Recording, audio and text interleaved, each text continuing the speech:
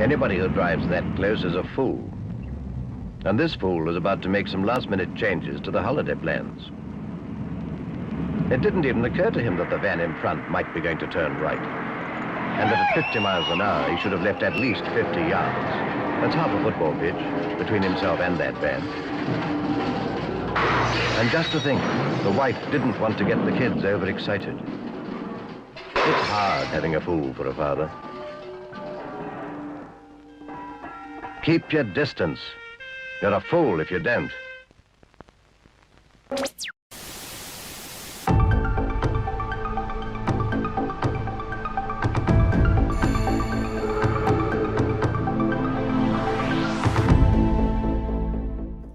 Good evening, everyone, and welcome to tonight's watch party for, I'm going to call it a classic because it is, the 1992, underappreciated by many when it came out, fantastic film, My Cousin Vinny. As always, I'm Andrew, and we're joined by the Italian Dom today.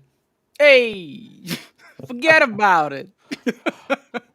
So, everybody, let's do where the sync point is, and then we'll get into this. So, the sync point here, about 5 seconds in on my copy, it's where we see the 20th Century Fox logo. So, here we go then. All right, Dom, when did you first see this film? I first saw this film. God, my stepdad actually showed it to me for the first time. It was like 10 years ago, I'd say. So I saw it real late. I hadn't even heard of this movie. And when he was explaining it to me, oh, it's a legal comedy called My Cousin Vinny, where this guy comes and does this and does that. I was like, nah, that sounds... What a load of shit. That sounds like crap. And then I watched it and fell in love immediately. Yeah. How did... Wait, okay, I look like Tom Cruise? Nah, the glasses are coming up. I think you look like Tom Cruise in Risky Business, I think. But what I've got to say is, this film, I just thought... I never saw it when it came out. I never knew about it when it came out. I wasn't maybe the demographic when it came out. I watched it fairly recently, probably within the past 15 years. But I mean, that's fairly recent for how old the film is. Yeah. And I just fell in love with it. And the more I watch it, the more I fell in love with it. I can watch it over and over again. It's one of them films. It's one of them films that if I'm at home and I'm thinking, oh, I want to watch something. I want to watch something that's good, easy to watch, has got a great script. You know, just want to watch something good and comforting. My Cousin Vinny goes on. I love it. Absolutely. Every time I see it on TV, I always go like, hey, it's My Cousin Vinny. We got to watch it. Okay, so let's get the countdown going and get the film underway. So here we go.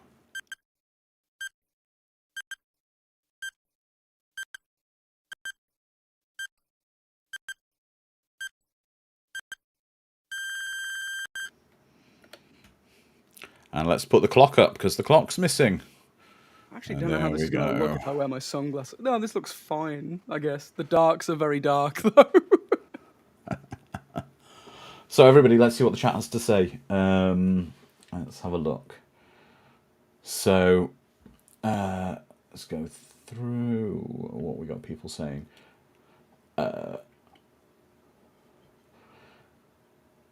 Alex Peacock, welcome, Alex. I'll do a roll call, actually. Let's do a roll call. Sorry, I've forgotten. I'm not with it tonight. I'll explain why in a bit. Hell if I know. Alex Peacock, Ms. Swift Sharon, Eric Jabroni, welcome. Hey, what's up? Calbot, James Hellier, Brainwire is here. Edward the Black Prince. Old Johnny Devick, welcome. So, yes. Right, so when did you guys first see this? Let's see. Okay. Sharon was addicted to it on VHS. Ms. Swift is saying, nice Vinny bag of donuts look, Dom. What are you eating? You got pizza? Pizza, yeah. James Helly saying another big box rental for me on VHS. Not a Joe Pesci fan usually, but the Jonathan Lynn connection got me. We'll go through that in a minute. Alex Peacock saying the TV dub is funny. Sharon saying I watch this all the time with my husband. This and Ghost were his favourites. That's fantastic. Ralph Macchio was in his 30s making this, which is crazy. Yeah. Miss Swift I think Ralph Macchio is as old there as I am here. Who wears it better? Alex Peacock saw it on rental. Miss Swift cable. Calbot saw it on VHS or cable in the 90s. Haven't seen it in decades. Jabroni's never seen this. Oh, welcome, Jabroni. That's fantastic. You're in for with a name like Jabroni as well. Yeah, you're in for a treat. Absolutely in for a treat. I'm just going to get touch into something that that James was talking about, the Jonathan Lynn connection. Basically, this was directed by a British director of mainly comedy films and comedy series. He was very famous in the UK as he directed Yes Minister, which is a legendary British political series. He also did Yes Prime Minister, the follow-up. It's beyond incredible. Yes Minister and Yes Prime Minister are great. I love them. Exactly. But he also directed, before this, a film we will be watching later this year. The film he directed just before this was Nuns on the Run, which is going to be great fun. He also directed Clue as well, but Nuns on the Run's a treat. I know a lot of people who love Clue. I haven't seen it in years, so I can't really judge. Oh, he wrote Yes Minister. Thank you. Now, this is such... Dom, you'll appreciate this. This is such an American thing. We do not have kind of combined gas station convenience stores like this in the UK. Nothing like this. We got a corner shop is about the best you'll get. And there's no gas at corner shops. No, but nothing that looks like this. No. Oh, look at all the toilet paper. It's like a camping supplies shop as well, isn't it? Oh, yes, we can, Alex. We will take a moment for James Earl Jones later. Oh, God. Oh, that is... Right, that is the old slush puppy, right? I'm going to tell you about that type of slush puppy. That is the crap slush puppy. They used to have that exact machine at the place I used to go swimming as a kid. Let's just see something on this. Is he... you don't see it, right? That type of slush puppy is crap because the way it works is the ice that comes out of it is just ice. There's no flavouring in it. And then they have the syrup. You squeeze the syrup into the plain ice, and that's how it has all the flavours. But the problem with it is, we saw it when I was a kid, the exact same ones, which is modern slush machines now, or Slurpees. You get them, and you start them, and it's the actual ice is flavoured, so it's all throughout. But what used to happen with those ones is they'd go, put like 3 squirts of syrup in, and you put the straw in, one good suck, and the ice would start just go pale, and you had swallowed all the flavouring syrup. And you just have ice. Just plain ice. Yeah, awful.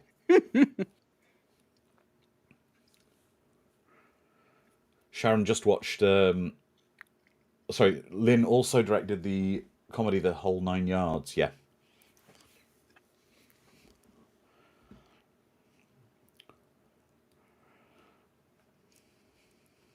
This is me whenever there's a cop anywhere near... Like, I can't do anything criminal because I'm so paranoid. Would you just... So you'd get pulled over with your wife. Your wife would say, "Don't say anything," and you'd go, and the cop would knock on the door, and it'd be like your tail light was out, and you go, "I've got drugs in the back of the car." Exactly. Yeah, I didn't murder that person. I swear. Go away. Yeah. One person. No, normally I've been pulled over like twice, and both times I didn't know what I did. The cops didn't really know what I did, and this was before I got my US license as well. So they looked at my UK license and said, "I don't know if you can legally drive here." And I'm like, "I checked the laws, I can." Our tests are harder than yours. Luckily, they didn't pull out a shotgun and tell me to show them my hands. No, that's true. Sean's saying that's how you eat a snow cone too. One big sip and got all the syrup and you're just left with ice. Yeah, it's terrible. For those who are keeping up with the game that's currently happening that I can't watch because we're doing this, the Ravens are up 22-13. Go Ravens. What are the Ravens? The Baltimore Ravens, an NFL team, playing against the Las Vegas Raiders, and they're my team, not the Raiders. The Ravens are my team. Despite the fact that I live in Vegas. That store reminds me of the kind of place you go to, and it's got random stuff Bits on the shelf, like the knockoff stuff. No, not just that. Like the owner's bought stuff in the store and just doesn't want it in his house, so he puts it on the shelf in the store. Yeah. Like, right. I've got to show you something. I don't know if people have noticed. When I was in Florida, we made a specific trip. And I saw these on a YouTuber's vlog out there. So in Florida, there used to be... You'll appreciate this in Vegas, Tom. There's dinner shows. Yeah, they have dinner shows in parts of Florida too. Well, one of them they had in the early 90s was an American Gladiators dinner show. That's amazing. American Gladiators Live, it was called, in Orlando. Well, the building, and this is very like Simpsons with Wigsphere kind of thing, right? The building now is turned into this thing called the Rock Church, and it's almost derelict. It's very strange. Uh-huh. And underneath it, it has a load of really random-looking shops. Really like, don't go in that shop, don't go in that shop, don't go in that shop. But a vlogger went in one, and I saw these there. And he had basically got new old stock from that building when it used to be the American Gladiators dinner show. So he was anything like $2.50 in his shop. Right? Nice. But he had literally loads of these new old stock of American Gladiators Live Orlando hats for $2.50. That's incredible. Genuine new old stock. He's got thousands of them, or had thousands. All right. I need to make a trip down to Florida, I guess. So I went down there and got one. I got a couple for my friends. Anyway, but that shop, apart from having like loads and loads of hats and dubious looking merchandise, you went into another bit of the shop and it had like a shelf with like bottles of sauces and things on. Okay, so they had like the local like Florida hot sauce, canned sunshine, that kind of stuff. Mm-hmm. But then it actually had a bottle of Walmart Great Value mustard with a price on it. And it had stuff that he clearly had lying around his house that they didn't want. They just thought, put it in the shop. Old school salesman. Yeah. This is so well written, this. It is. Yeah, the script is so just pinpoint accurate. Well, not accurate, but it's just tidy. It's such a neat script. Yeah. Because it's so cute. Like, this is the only point where they're like, wait, we're not being pulled over for stealing a can of tuna? Exactly. It's a case of mistaken identity, I guess. Yes. But well, that's what the whole film is. It's a case of mistaken. Yeah. But it's a neat twist on it. And it's something where the stakes are high, but you can still laugh about it, which is hard to do. I mean, it's amazing that they turn two young men wrongly accused. I mean, John Grisham films start off like this. Yeah. Two college students down south wrongly accused of murder in a state with execution. For the age of 10, apparently. All these Dutch angles as well. Bruce McGill, he's been in quite a lot of stuff. He was also in, he also quite famous in Star Trek Voyager a little bit. A few years later. That's what you do. You call your mother.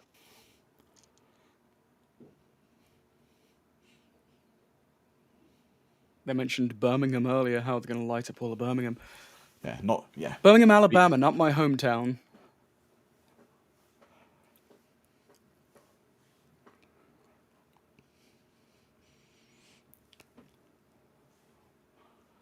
I do love the headcanon. Oh, go on. So Ms. Swift saying, who says I shot the clerk?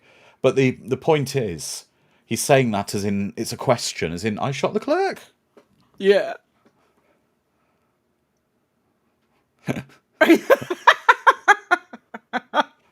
Just antagonize the cops. It works every time.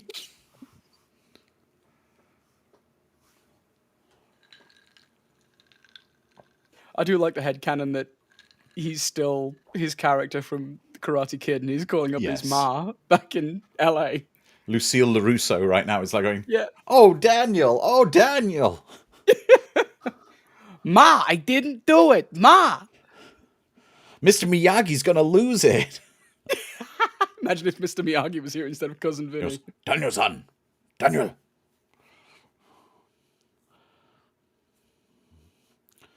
Yeah. I just love how unequivocally charming Joe Pesci is in this film. Even though he's a loud, obnoxious New York Guido goon, he's still like just infectiously charismatic. And the fact that this quite pleasant music he's listening to is actually deemed offensive now. Back then, sorry. I guess, yeah.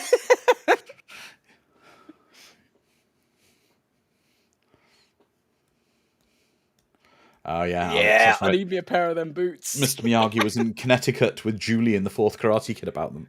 Yeah. It's true, yeah. Well, that's why they fell out. That's why he left Daniel for a while. This is And how Daniel Daniel got got on the accused of wrong murder. side of the tracks, yeah.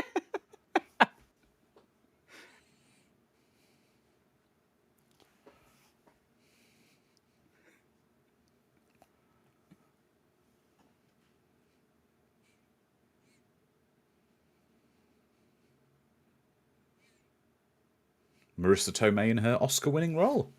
Yes.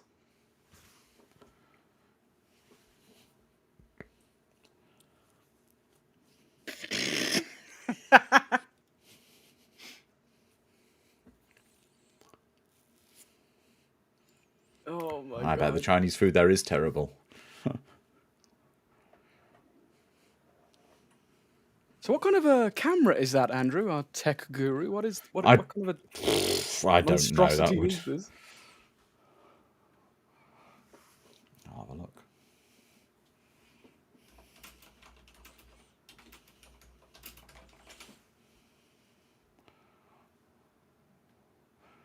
It is a Keystone Leclerc pink disc camera.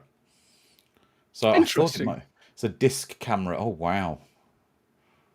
Yeah. They use a I've seen disc cameras before. Basically, they use a. It literally looks like rather than a roll of film. It's like a little disc that slots into it, and the photos are on it. But I don't know if you even get them developed now.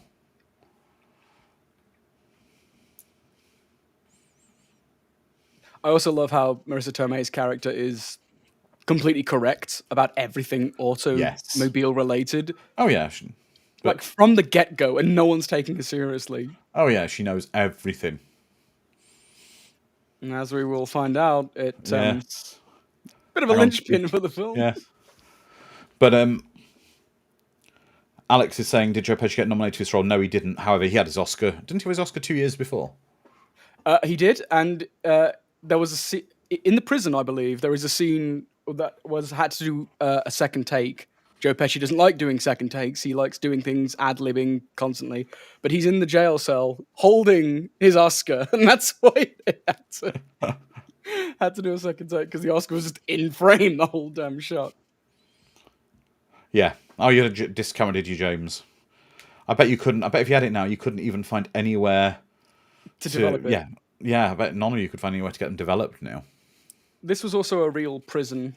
And they used the real guards to film. In fact, a lot of the townsfolk that they filmed this film in were extras, because they just kept hiring them to be extras. Calbot's saying, I also had a disc camera. The Viewmaster pictures were higher quality. Do you know something? I could never go to prison. Apart from, I don't want to go to prison. I could never go to prison in that instance because of the toileting situation. Because there's no privacy to go to the toilet. If I feel like I did murder, I'd go 20 years without going to the toilet. I don't really have that problem, I guess. I'm not sure why. I'm not sure if it's like a failing on my part. I'm built for prison or something. I like I'd want isolation, you know? Close your eyes, inmate. Yes. Face the wall.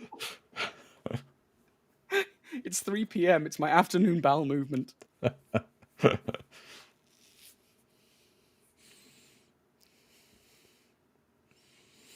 Okay, this as well. This film is flying by. It's hauling ass, as we haven't said for a while. We're nearly 17 minutes into the film. I just love how I love this. He tips everyone. Yeah.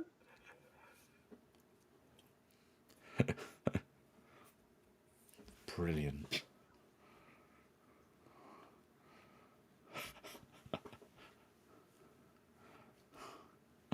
How tall as Joe Pesci. He's not that tall of a guy, but he's a lot taller than I thought. I thought he was like Danny DeVito-esque height.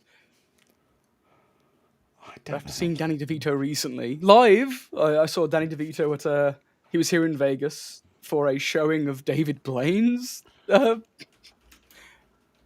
stint when he was here. He's only 5'3". Oh, good. I'm significantly taller than him then. I still wouldn't fancy your chances in a fight against him. Oh no, he'd kick my ass. Yeah, absolutely. I just need to make sure I'm taller than Danny DeVito, Joe Pesci, and Tom Cruise.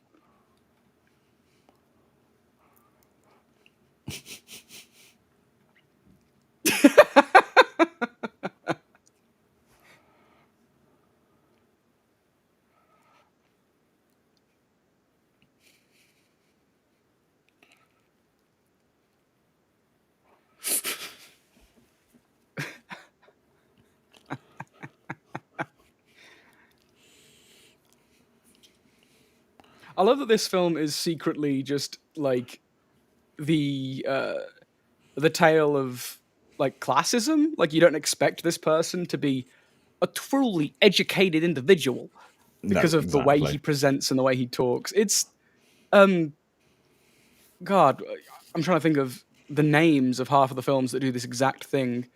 Like Legally Blonde, I think is like the exact same thing. How did they not sue? Damn, it's almost identical now that I'm picturing it. It's similar.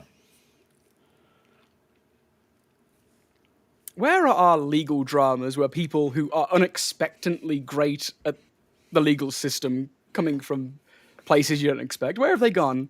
We had this, Legally Blonde 2, and that's it. I can't think of any others.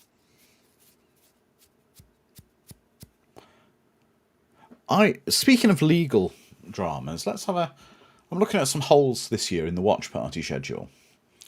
And To Kill a Mockingbird? Yeah, I think we should put it on. No. We don't want to cry. I'm thinking, how do you feel about Mischief? I'm thinking Primal Fear. Oh. Have you seen that? I haven't seen Primal Fear, no. Ooh. I am glad Ralph Macchio shaved off that mustache. That was horrific.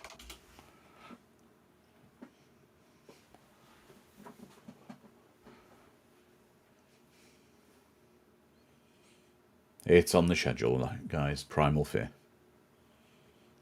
Speaking of Ralph Macchio, I need to catch up on not Karate Kid, the TV show. What the hell is it called? Cobra Kai. I need to catch up on Cobra Kai. Oh, I love I'm still on like season 2. I love it too. I keep watching it with my family every time they come over.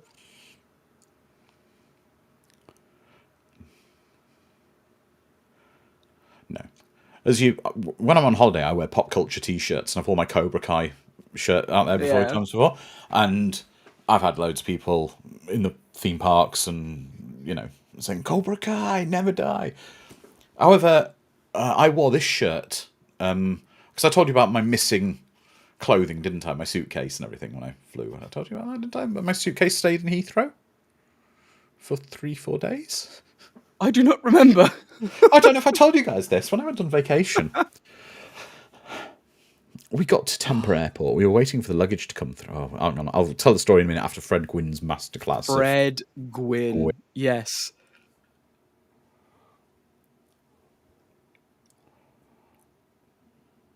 Fred Gwyn's one of those actors that is just tremendous in everything he does. The thing about Fred Gwyn is, I think, unfortunately, yes, it was a role that probably made him, but also too many people think of him as Herman Munster when he was a great, great actor. Tremendous. Yeah.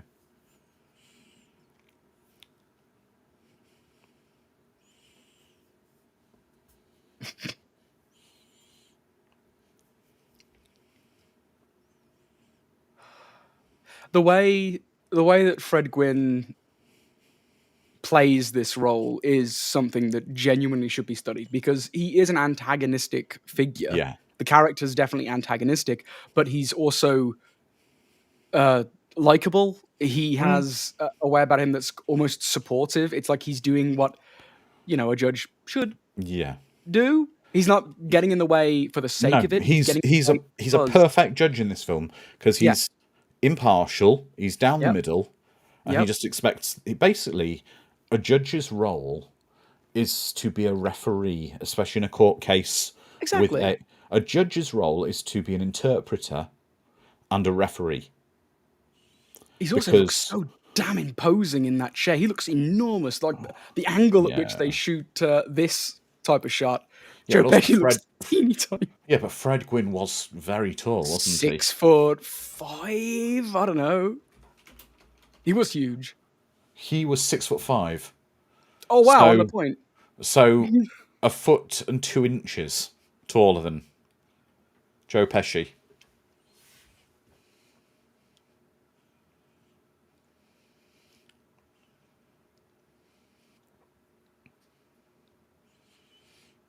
And again, anyone who can look intimidating, more so in a room with Joe Pesci, incredible.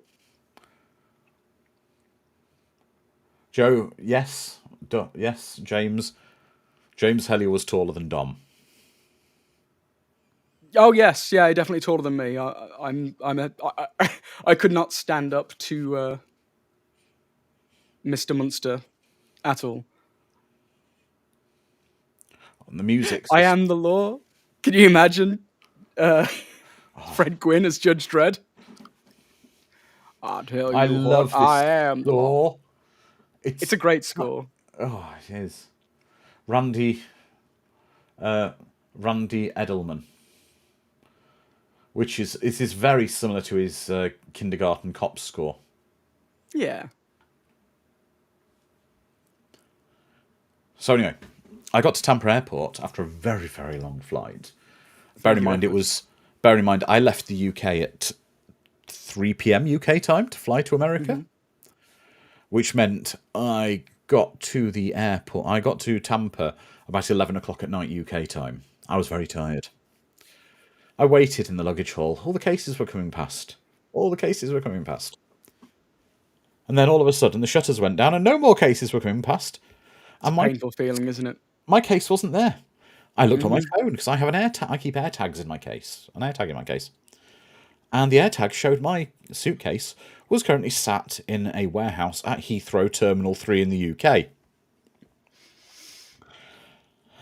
I literally had no toiletries at all. So I had to go to a CVS, a 24-hour CVS, on the way to the hotel. I had one pair of underwear beyond the pair I was wearing, one pair of socks. Fortunately, I had no extra pairs of shorts for holiday.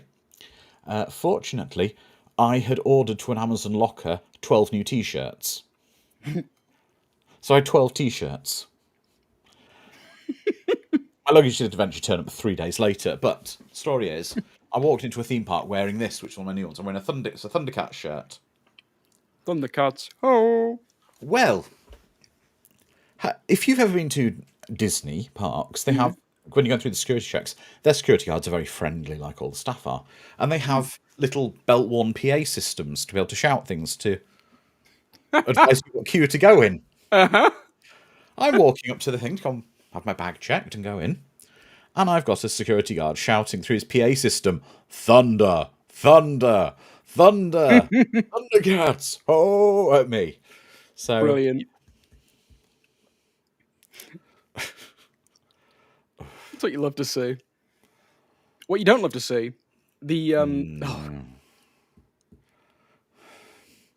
I'd be so upset. I'd be so upset looking at that breakfast.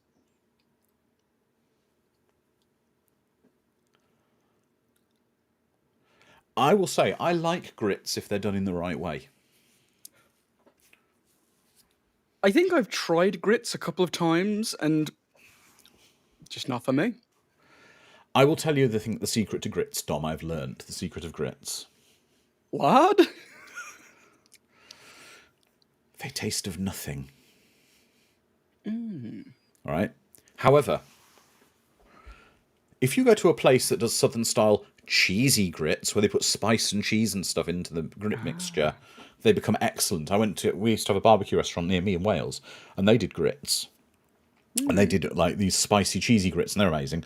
And also, I had grits at basically a proper southern restaurant in Florida, home style southern food, and they were excellent. Again, they were done with cheese and other flavourings and things. But I tried some grits when I went to Cracker Barrel, and they're just taste of nothing. And the problem is, you're eating them, and it's like eating a bowl of nothing.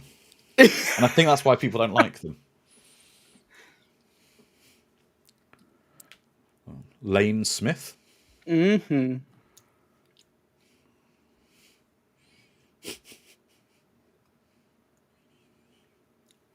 Jim Trotter the Third.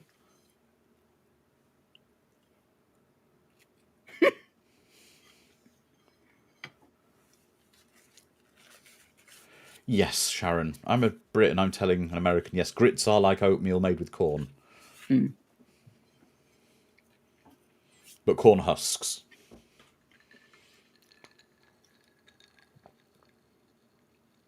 I love that he brought a bag with nothing in it. Yeah. Exactly, Alex. Like cream of wheat needs something to give it actual flavour, like porridge, if you're British. Yeah, Lane Smith, the best Perry White. Yeah, Calbot and James are saying he was a great Perry White in Lois and Clark.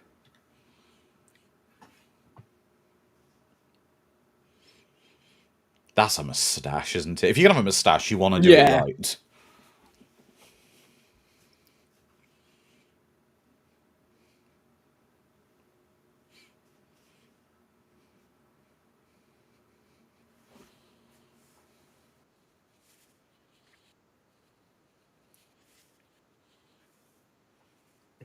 I love those 90s glasses.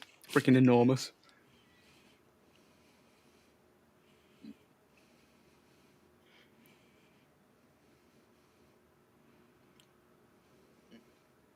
Again, I love it. Fred Gwyn is like a dad to him. He is teaching him because he just wants things to work out. Like, he wants the best possible outcome for everybody. Exactly. And he does get proud. He gets proud of Vinny when he starts to play the game properly. Yeah.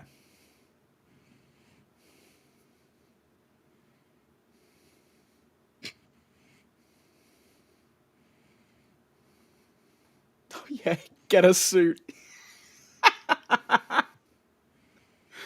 That's one of the things about this film.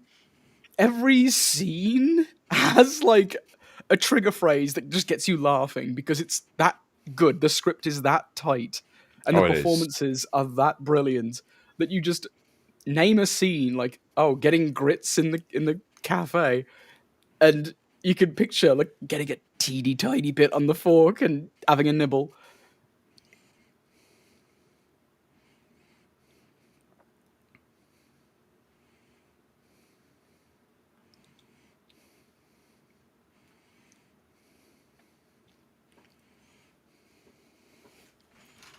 That's right, Sharon. No tomfoolery will be tolerated in this courtroom.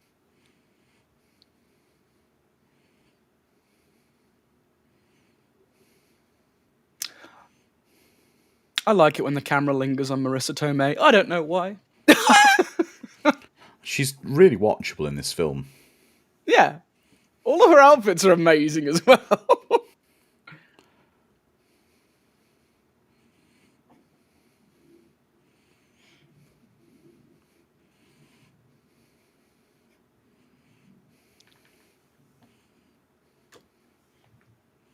Alex Peacock, it sounds like you have experience in pissing off judges. Why is this?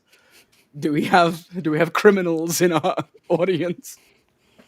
So Ne'er-do-wells. there we go. He has so many kind of little monologues he does. He does, yeah. I can just listen to him talk. Yeah. Forever. Like, I need some audiobooks read by Fred Gwyn. No, exactly, Sharon. Judges have to make sure procedures are followed, and any tomfoolery is not tolerated yet. Mm-hmm. Like I say, a judge, He's a for the referee. most part, is a referee. Speaking I of, found it really interesting when I got to do jury duty a number of years ago. I absolutely loved it. I don't think I'd like jury duty. I'm too vocal. I can't No, I sit think silent the for so problem you'd long. find, Dom, is knowing your luck. You'd have someone, I'll kill the jury. I'll kill the jury. I'll kill that one specific, because you're the British guy as well. They'd go, yeah, he's first. Actually, that's how I get out of jury duty, I suppose.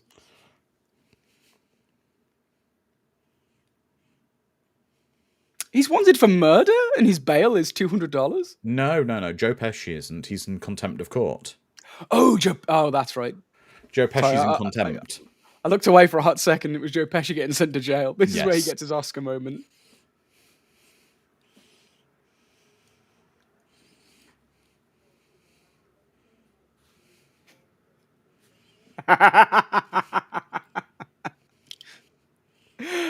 Have you ever been in that scenario where your friend's like, "Oh, don't worry, I've got a guy," and then the guy is just awful in every shape of the.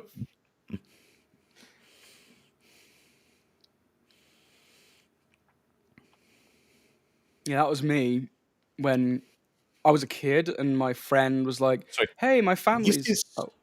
This is something I thought would come back later in the film, and it never did. It's never mentioned again. I found this really strange. The protesters? Yeah, about Norton, this guy they were going to electrocute this weekend, Yeah. and it's not really a thread picked up on later in the film. No, not at all. I think it's there to just emphasize that the death penalty isn't something that's. Well, it's probably to emphasise the Wanted? death penalty exists in that state. Yeah, exactly.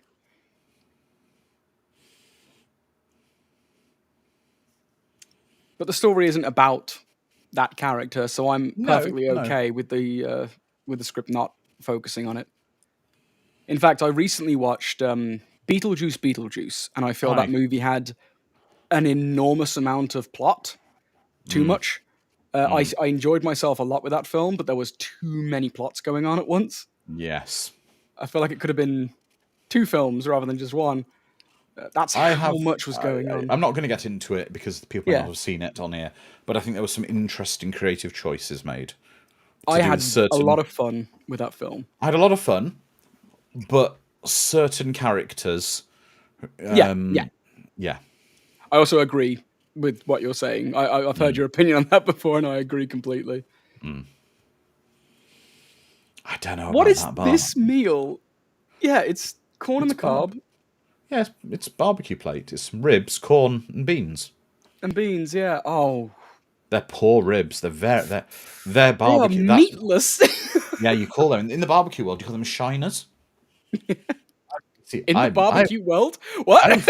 I am trained in American barbecue. You know, Dom. You're a black belt in American barbecue. I'm British, yet I've got a proper smoker and everything, and I do American barbecue. Very And I know all beautiful. about it. I was partially taught by the ladies who catered my wedding, Oh, beautiful.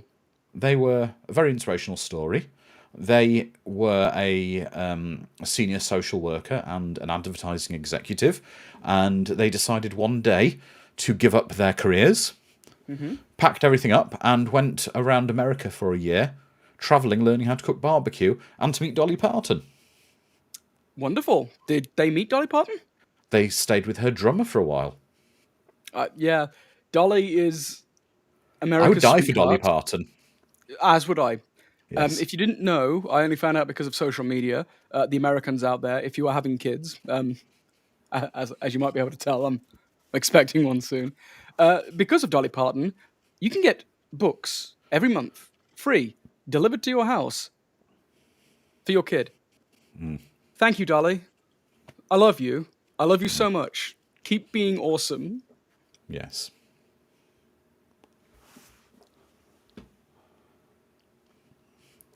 A counter offer. I long to be as 9 to 5 watch party anyone. Oh, that could be good. I love this scene.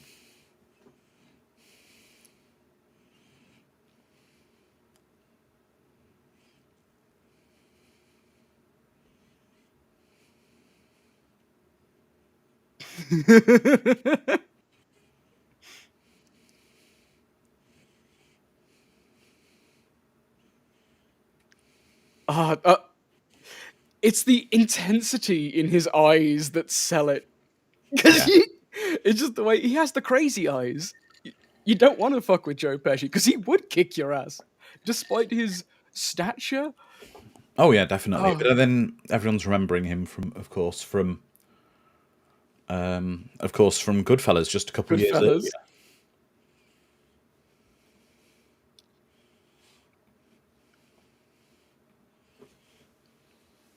Pesci's all smiles here, says Sharon. Absolutely. Alex Peacock, you like to renegotiate as you go along, don't you?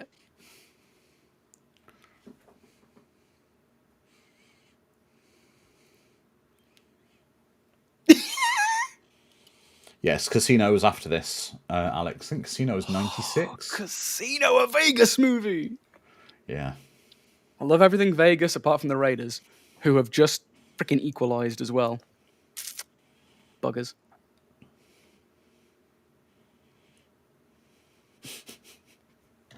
I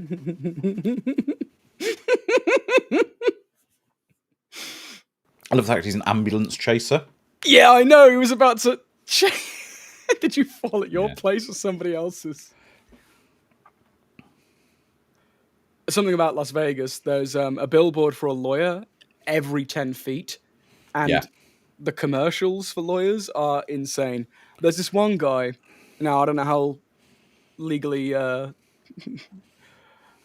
in trouble I'd be if I was to name him, but his name rhymes with Splem Blurner, and he has a commercial like every 10 minutes on terrestrial TV here in Vegas, and his damn theme song is so annoyingly catchy.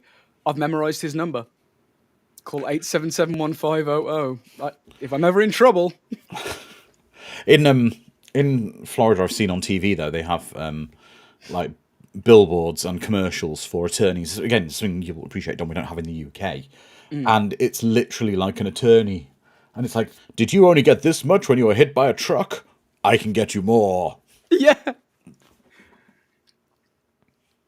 You don't pay a penny unless we win. I love this. They've got a good relationship. They have a very good. Well, They're Vinny's volatile. mean to her. Yeah. Yeah, but she knows he's stressed. Yeah. She is such a supportive character. She's great. Yeah.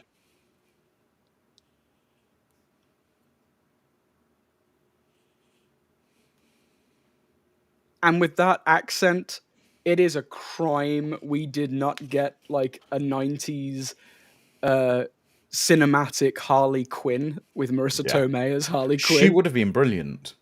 Perfect. Because she has the energy. She could pull off like crazy and sultry at the same time. Oh, the other And thing, she has so all the mannerisms. Alex is also saying, also adverts for try this drug commercials. Again, in the UK, Dom, we don't have those, do we? Not those kind of adverts. No, Not like, we don't have them. you need to take resbuterol 14 times a day. It stopped my legs falling off. And it shows people cooking at a barbecue, smiling and laughing. And then it goes, Resbuterol may cause side effects, suicidal thoughts, anal bleeding. Your head may Liquefied explode. organs. Death. Your limbs might You may fall wake off. up. You or a member of your family may wake up butchering each other. If any of these things happened in the past, talk to your doctor about resbuterol. And you're like, what? When my mom, who's a nurse practitioner, when she came over here and watched TV for half a minute, she kept saying, like, why are there so many drug commercials that threaten they're going to kill you if you take them? And it's because the law says you have to mention the side effects in all your drug commercials. So they list every possible side effect known to man in a like very sped up voice. But it's always the fact when they go, side effects may include death. Death's always at the end. They're always like, you might die.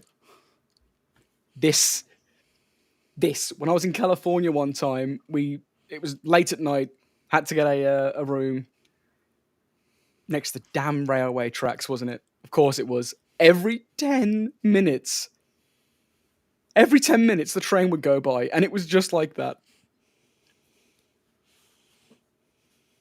I love that camera work. Yeah. How it kept dipping into a Dutch angle, and I love a camera that moves.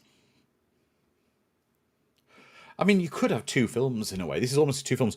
You've got Vinny's adventures outside of the court, and then you've just got all the courtroom scenes. I know. And it's nuts how well they fit together. Yeah. Well, there's lots of attorneys, American attorneys, highlight this as the best legal drama there is, this film. I mean, the guy who wrote it was legal, wasn't he?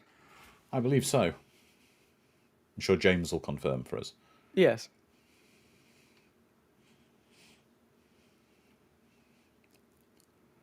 No,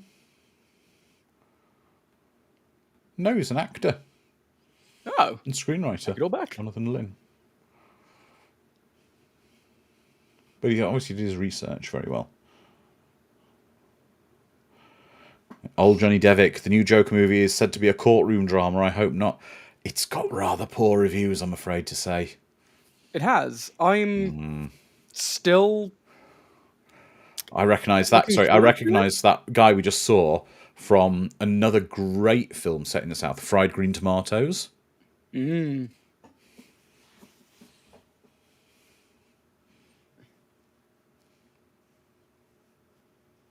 See, this is where a good lawyer would say, what was the context of... I love how he just kind of gets out of the seat every time he has to talk. He's learning. He's learning slowly, but he's learning. Yeah.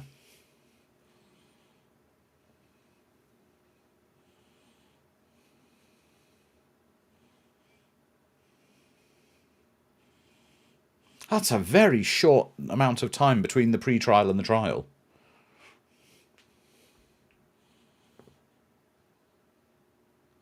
John Devitt saying, not seen Fried Green Tomatoes, is it good? It is a phenomenal film.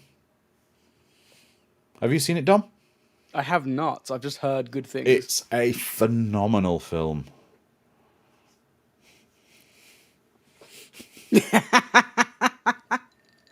How many times does he end up in jail with them?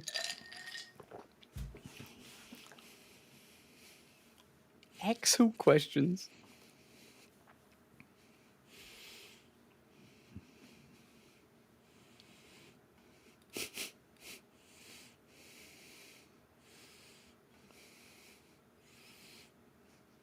It's true. Very true. The thing is, he does give them some truths. Yeah.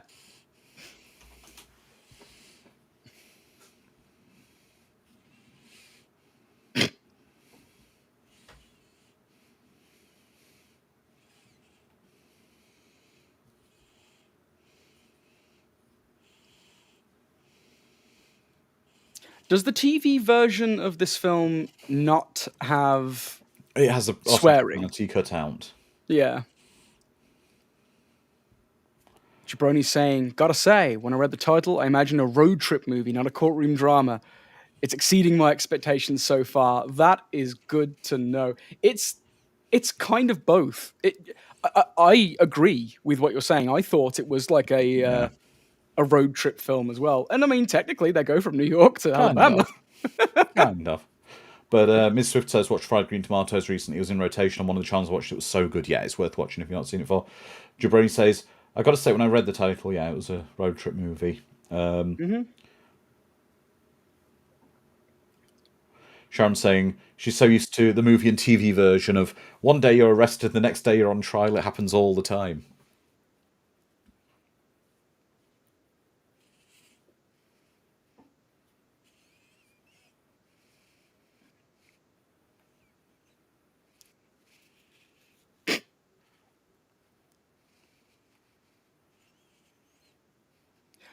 Gotcha, Alex. Gotcha. About this time, on TV, a lot of courtroom dramas were there. Like Night Court was early 90s, I think. When the hell was Ally McBeal? Was that mid 90s, 2000s? Law and Order. When did that start? Oh God. I've got to say one thing though. I don't think I could imagine anyone else of doing this role except for Joe Pesci. I'm picturing it with Dan Aykroyd and it working, but it would be a different kind of movie. It would not be like, okay, Law and Order started in 89. Night Court was hardly a drama. Yeah. Oh God. Thank God that never happened.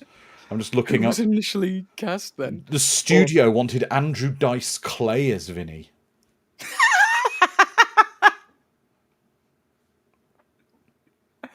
Ah, yes.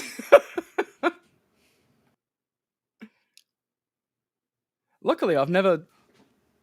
I'm just naming random series now. I was linking it to this, James.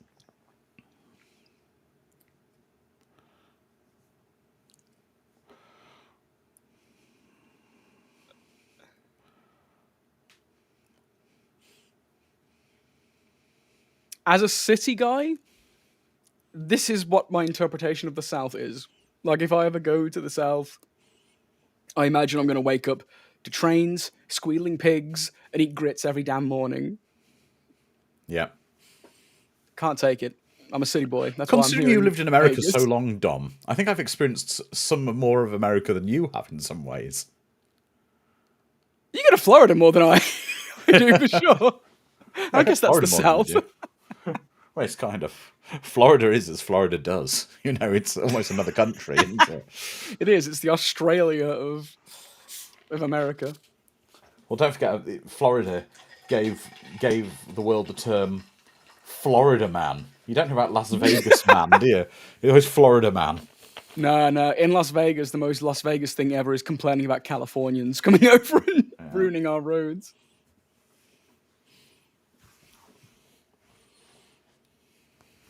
Oh, yeah, here he comes. Looking the part. The public I'm defender. your court-appointed lawyer. Yeah. CSI Alaska.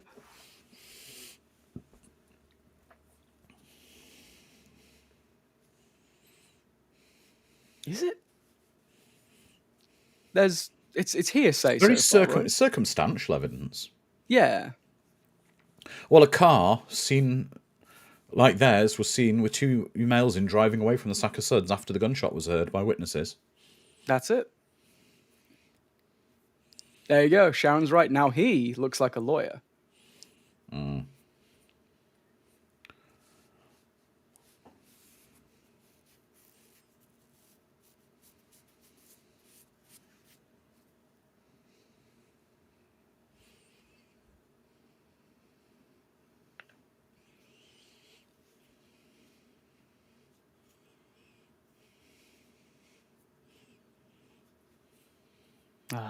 Yeah, that's true, Breaks James. your heart. Circumstantial evidence and a confession.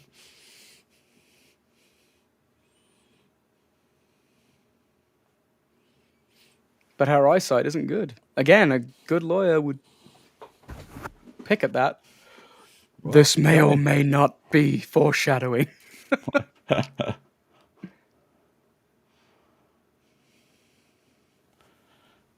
Judge Dredd is a public defender. You know what I think? What I love, though, is scenes like this are comedic, yet it's really well written that it's explaining things for the common man without being condescending. It's the classic Star Trek analogy. You have someone say something incredibly highbrow, and then you have another character dumb it down. Like putting too much air in a balloon. That way it teaches high concepts with simple analogy. I can't believe we're nearly an hour into the film. Neither can I. That's actually incredible. Yeah. Wow, yes. 51 minutes. The pacing of it is just brilliant. It is. It's so tidy.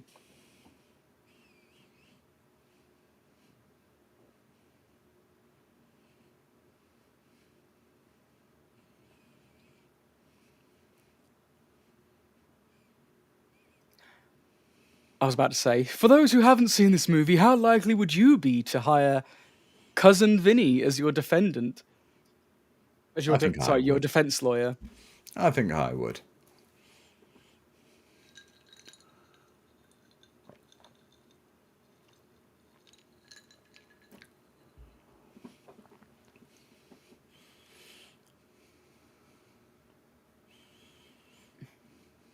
No way in hell, says Miss Swift.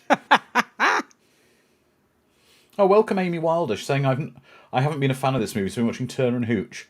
You're saying such good things about this movie. You had to turn it on and give it another go. Well, Amy, great to have you joining us, and we'll hopefully get you on the side of Team Vinny. Yeah. It's a tremendously fun movie because you can see and feel the heart behind it all. Yeah. And it's not mean-spirited either. Like, no. When the characters take pot shots at one another, it's purely it's almost endearing. It's nice. There's no bad guy in the film, really, either. Yeah, apart from the actual crooks. Apart from the people who really did kill him, you don't see. Yeah. But everyone's just doing their job. It's almost slice of life. Yeah, the system. It's also showing. Oh, there we go. So the guy did die. Pool and chicken. That's the kind of place I want to go. A place that has pool and serves fried chicken. Just a whole rotisserie chicken. Yes.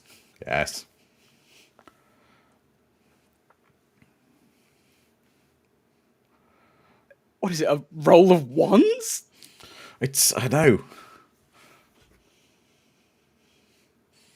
I'd have loved it if you just put $200 bills in a briefcase or something. There you go. Not your bunch of ones. I would say, because if it was 20s, it'd only be 10/20s. It wouldn't roll out like that. No, that's a thick wad. Well, to be honest, Vinny's noticed.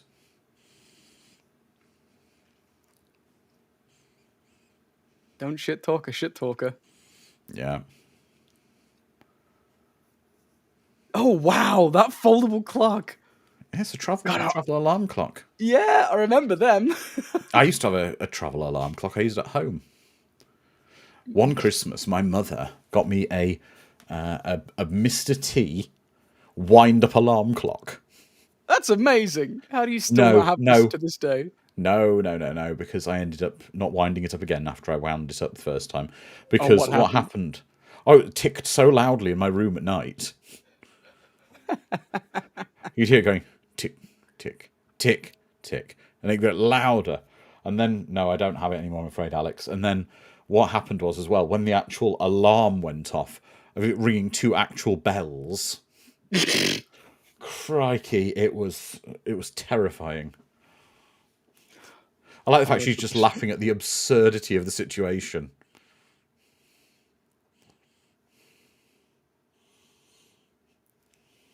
Ugh. Hey, fool, get up! That's what you should have done, yeah. Elevator's out of order.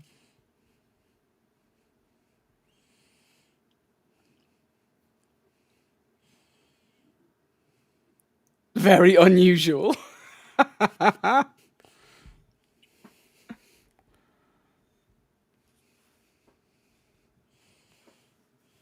So you see, the public prosecutor has basically had he's a rare thing. He's an attorney with a conscience. Hmm.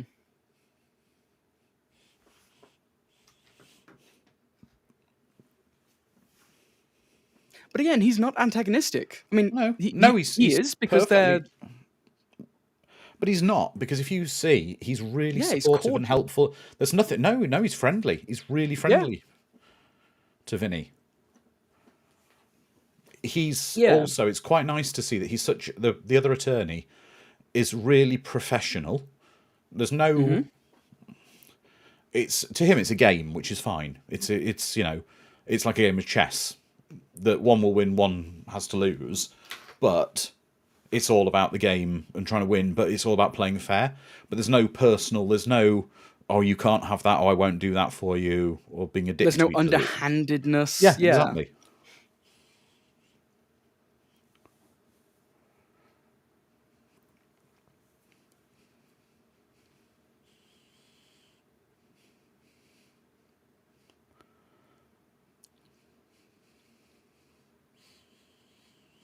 There is something, isn't it, in life? Sometimes when you find people have faith in you when others won't, and they change the direction of your life. It's got a good heart in this film.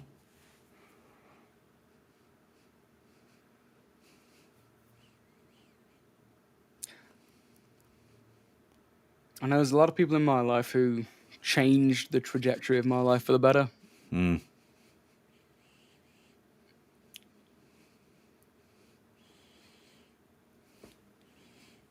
But this is nice. You see, he's saying, do you just want to go and chill out this afternoon with him? It's nothing nasty. I suppose a moviegoer's brain might train them to think, oh, he's the bad guy, he's going to do something nefarious. And again, I think that's why this film does stick out in your memory and holds a special place in the hearts of yourself and mine, because it doesn't slide down those very easy to slide down tropes. It sticks to its guns, and it does just, again, it feels very slice of life. Yeah.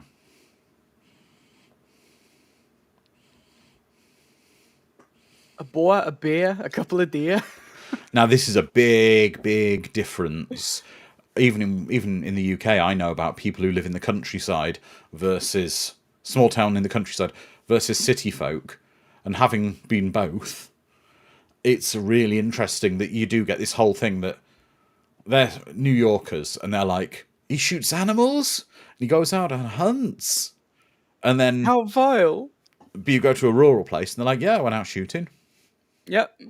They also tend to, in England at least, they tend to sound, you can't understand what the hell they're saying.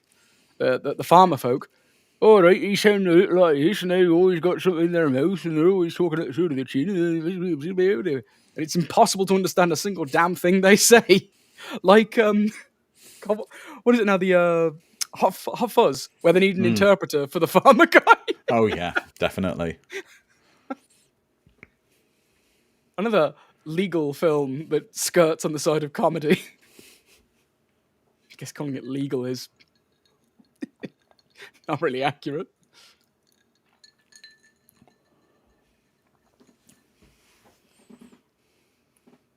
That's West Country. Everyone needs subtitles. I don't blame you if you can't understand the West Country.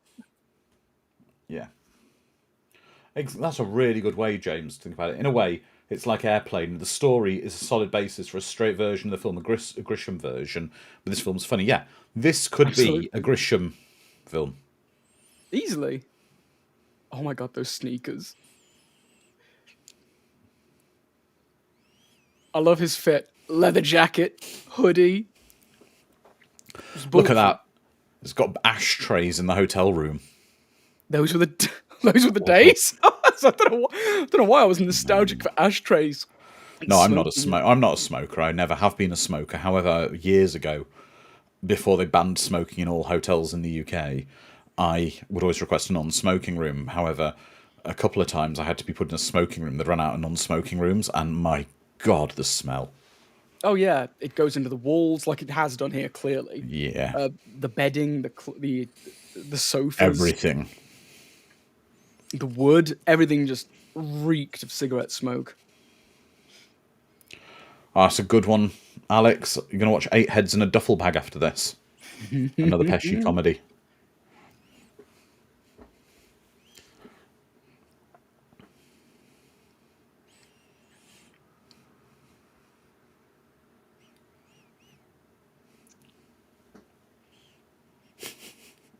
Like the fact he went to law school and hasn't learnt a lot of the basics. He learns it all in the field. Mm.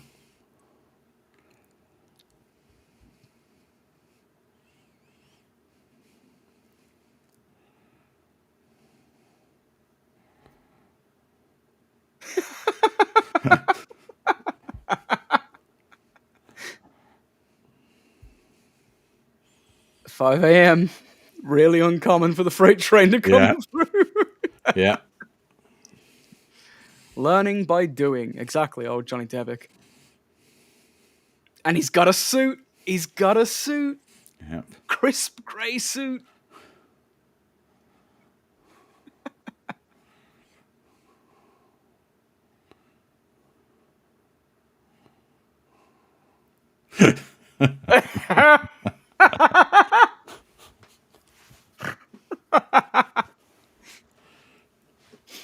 Oh, I love it. This is something we don't have in the British.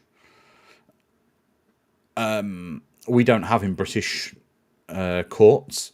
When the way it works is they have a jury, and then they have like a group of people for the jury, and they read facts about the case to see if you can't be involved, and individuals involved in the case to see if you can't be involved, and then they just randomly select from the group. They don't do this kind of jury select. But this is a real thing in American courthouses where you do pick the jury by interrogating them. Yep, which is why I'm going. When I get picked for jury duty, I'm going to be as crazed as possible. Yeah. Well, we don't do that kind of jury selection, James, but they have like a thing that vets you by asking questions about the case, like I say, and also then they randomly select from the group of people. Look at how proud he is.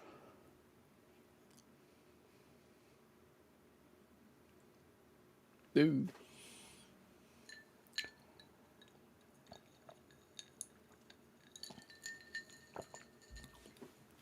Dom, just if you're going to, Yeah. I'm gonna if you're on the jury selection, just go like in an SS uniform or something. And speak of his very mild German accent, yeah. Yes. Actually, no, you made Make a high court judge, won't you? Anyway. Yes, my wife is in the DA's office.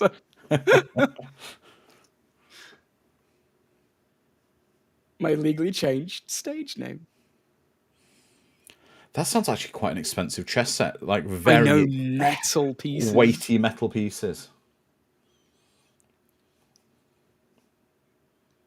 Yeah, I've heard of that, Sharon. Here in the US, some attorneys spend huge money on jury specialists who can supposedly analyse a jury pool and choose the best ones for your side.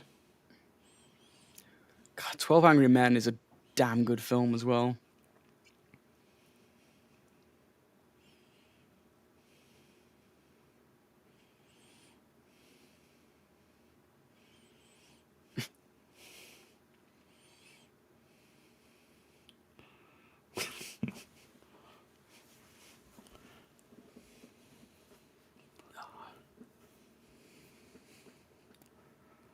All of her outfits.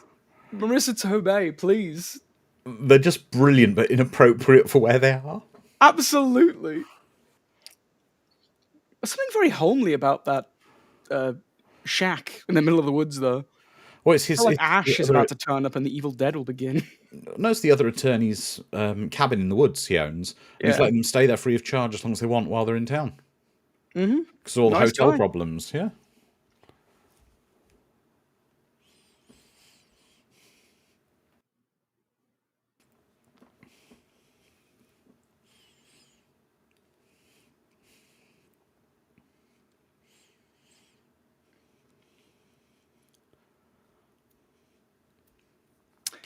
Jabroni, 100% correct. Marissa Tomei stealing every scene she's in. 100%. Reason she got the Oscar.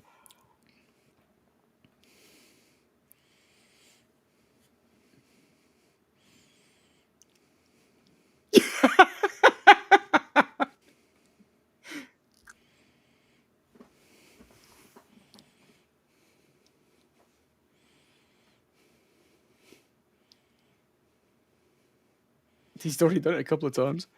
Evil Dead, the lore edition. Can you imagine the Deadites come up? We need to take this to court. I don't think I read you those magic words.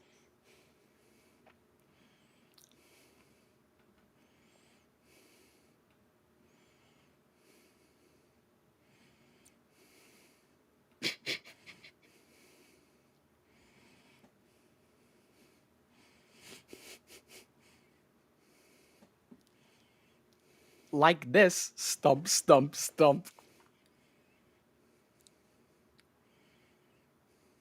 Army of lawyers. Ooh. I'd rather face an army of deadites than an army of lawyers.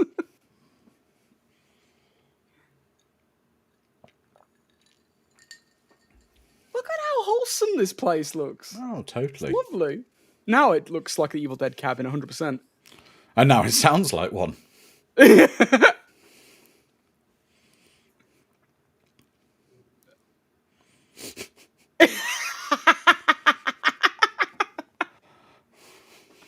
Aw, owls.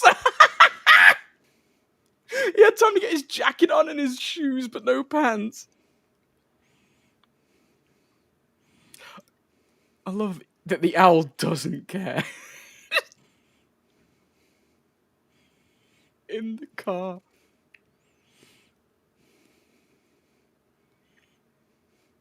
I do love the fact, though, about owls that more recently, they showed that you have an owl that looks like that, yeah? Mm-hmm. But did you know owls have legs? Yes. See if it can...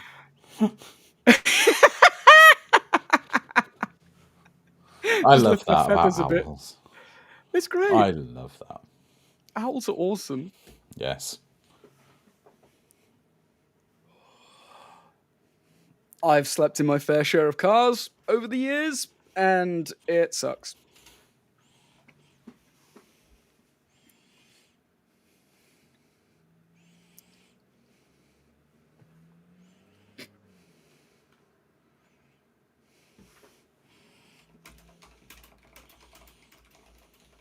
I love that defroster heater.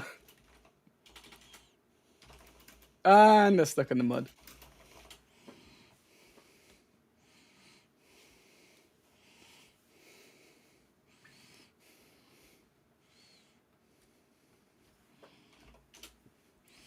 Oh, I hate that kind of stuff. Like getting stuck in mud. Oh, look at that mud. My back felt that.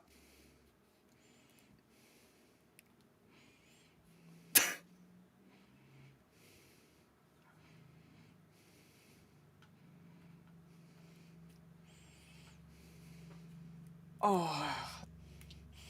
Good point, Edward. Maybe one of them should have slept in the back of the car.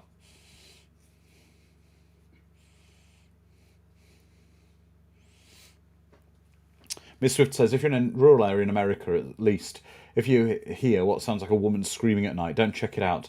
It's at least one of two things, a fox or a big cat that will totally take you out. Yeah, my wife has mentioned this to me, because... You have, like, mountain lions and things where you live, don't you? No. The thing we have to worry about the most in Vegas is going to be a coyote. Do you get bobcats where you live? Not where I am, because I'm knee-deep in the city, but on the outskirts you would get mountain lions and stuff like that. What about bears? Nah, there's no desert bears, as far as I'm aware. Until 1 week you don't turn up for a watch party. And, yeah, the your wife says, John was it. actually eaten by a desert bear. He said they weren't real. I told him to look out for him. Don't look out for the desert bears. But yeah, I'm one of those people who is just weirdly trusting closed for flu. But yeah, if I hear like something out in the night, like help, I'd just run out and try and help. I'm as we've discussed on previous watch parties, I'm the perfect victim for a horror film because I'm so stupid. Hey gang, let's split up and look for clues. Gee, what's down that dark alley? I'll check. Okay, Dom, there's two paths here. There's one that says victory and safety, and the other one says certain safety. death. Yeah, certain death. You check certain death, and I'll... Okay, I'll let you know how it goes. Oh no, who could have possibly foreseen these events? Oh, I love this. I just love the fact that the only other suit they could get was one of Liberace's rejects. Yeah, an ill-fitting Liberace suit. Ace Ventura, pet lawyer. Yeah, we should have had it.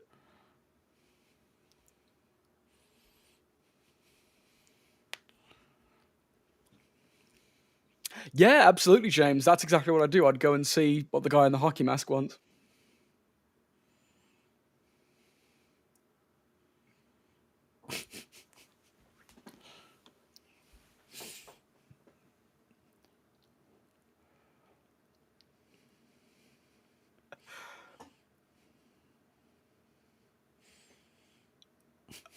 I love how earnest he is and how bothered he is. Yeah. But he's also lacking sleep. Yeah.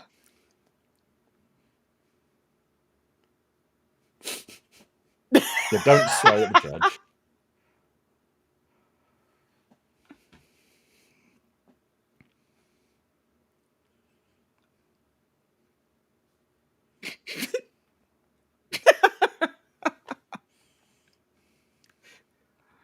Oh, I love this film. Every scene is just yucking it up.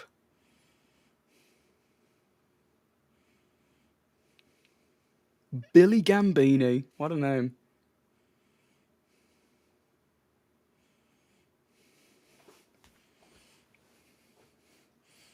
Wazoo City. The Shack of Shoulds.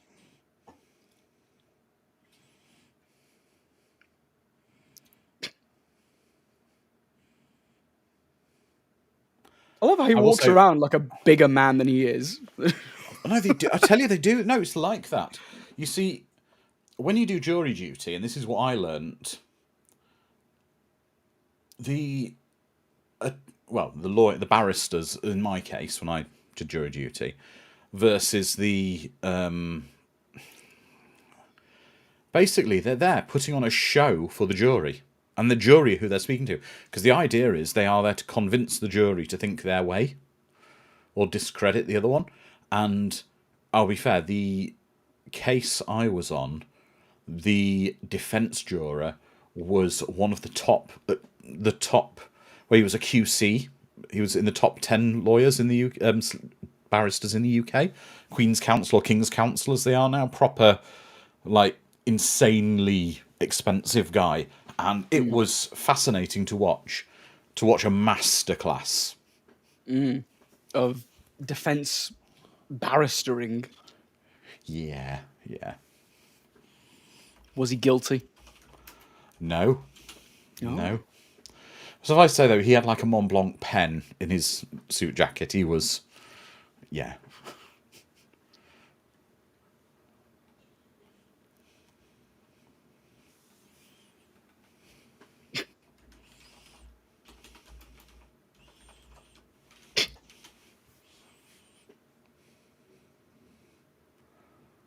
The suit physically hurts to look at, says Amy Wilder. Absolutely.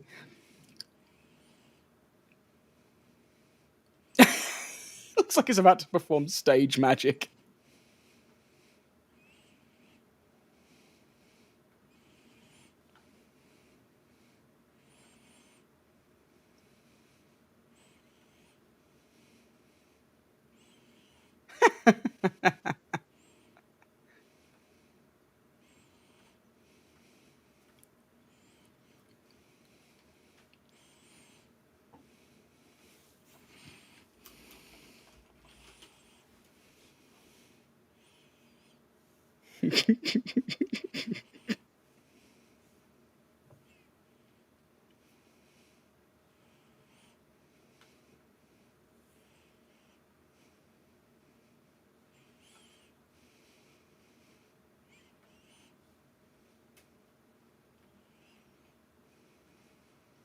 Slick looking bugger. Yeah, I don't know.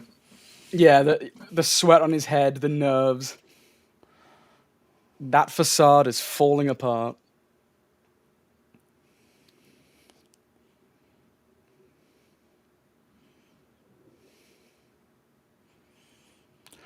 Do you know what, though? This is something actually nowadays I'm a little bit uncomfortable with. If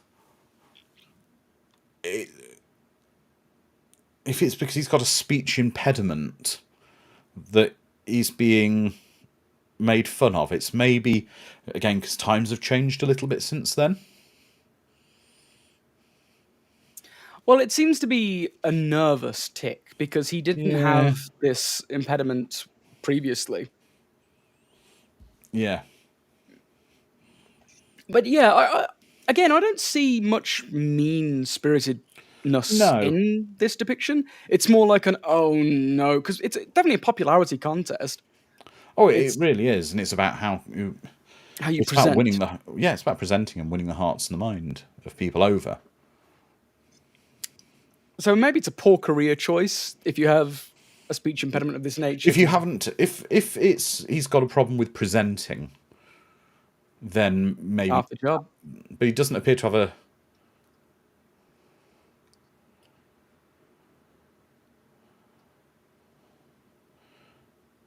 Yeah. Yeah, that's true, Sharon. It's not just the stutter. He's a crumbling mess. He just can't. He hasn't got the skills to deal with them. Yeah. He thinks it's an open and shut case. He's already convinced that they did it. It's game over, man. Game over.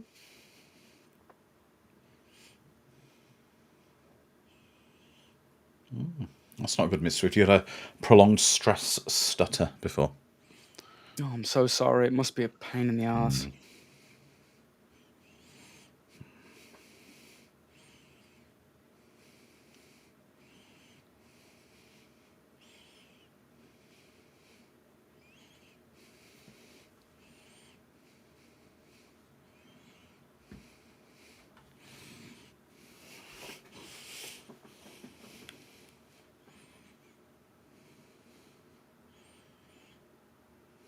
Wow, he is sweating a lot. Yeah.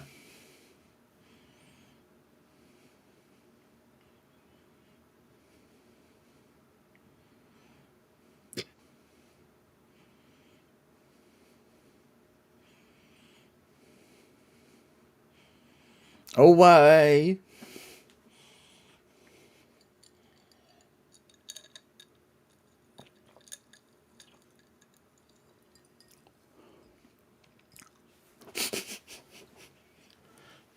I love the reading glasses. They're reading glasses. He's not really done any...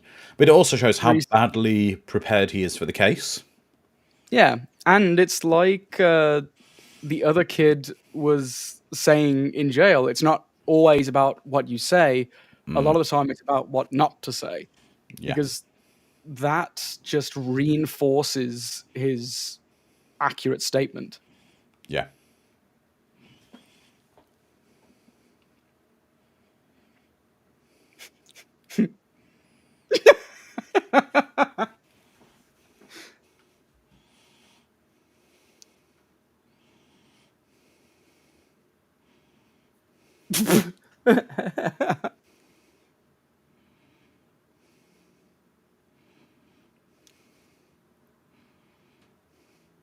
Lawyering 101, says Miss Swift. Never ask a question you don't already know the answer to.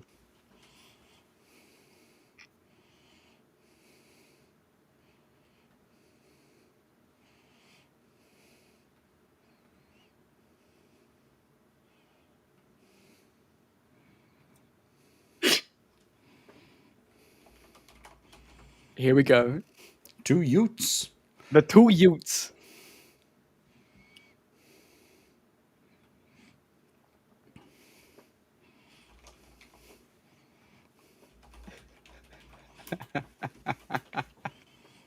Two Utes.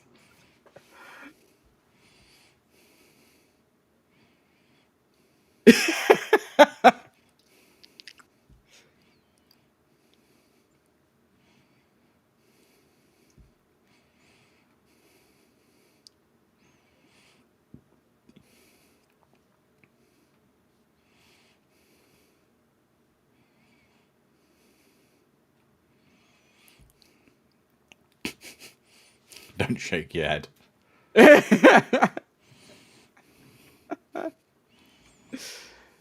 Dom is a Ute. Thank you, James. I've been feeling old these last few months, so thank you for saying I'm a Ute. It makes me happy.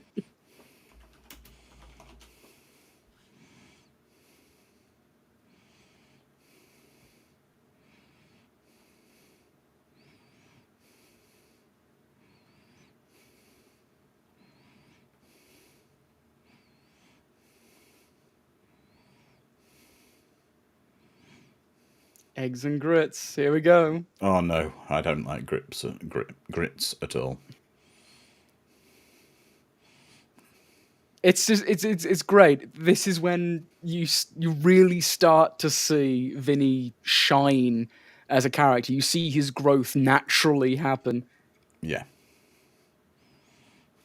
and again his charisma just oozes out of him. He's getting the court on his side. And it's because he had a genuine interest in grits. Like when he first saw it, he was asking Well, questions. it's things he's been learning throughout the film. Yeah. We're seeing he.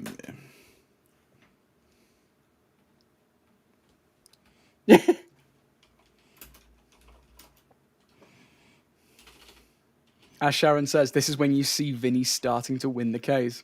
Yeah.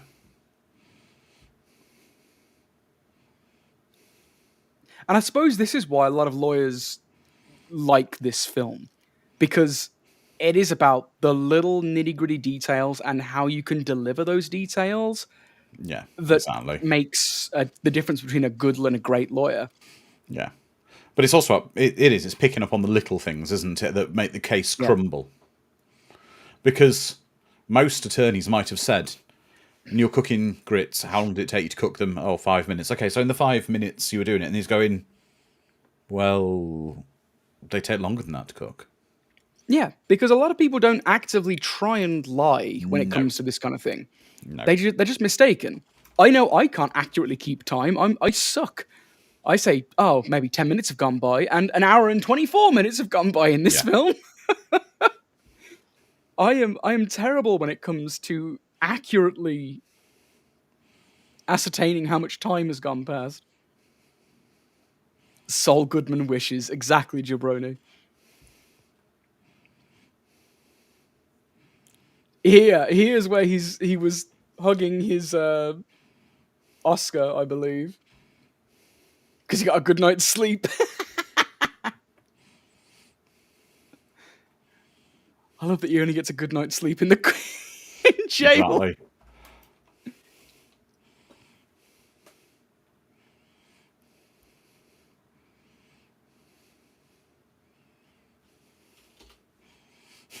Dirt.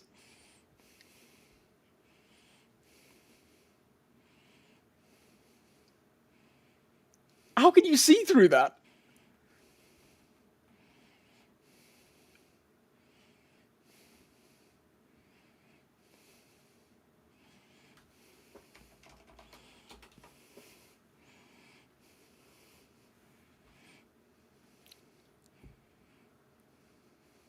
New Yorkers sleep through gang riots. Quite possibly. But city noise is very different from country noise. Yeah. And when you build up like a white noise immunity to city noise, and you go to the like birds and like insects are the noisiest things ever in my travels. Whenever I've gone to the country and I just hear crickets, they are louder than explosions. Like, how does country folk sleep just with those crickets chirping constantly?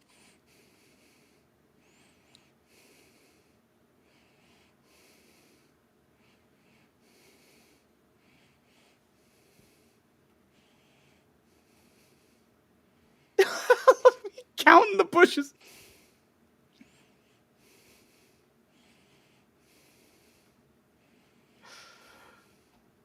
Quick grits take 5 minutes to cook, unlike regular instant grits, which is different.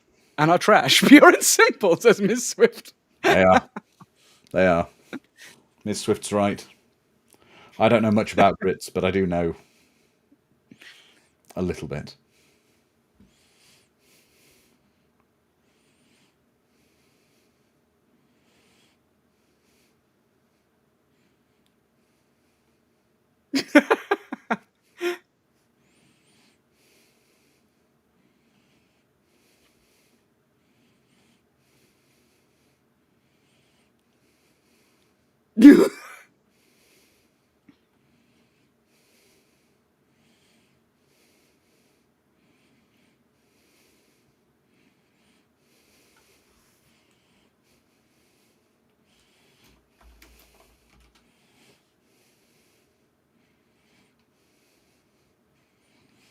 There's some Coke bottles missing their bottoms somewhere. I think looking at Absolutely.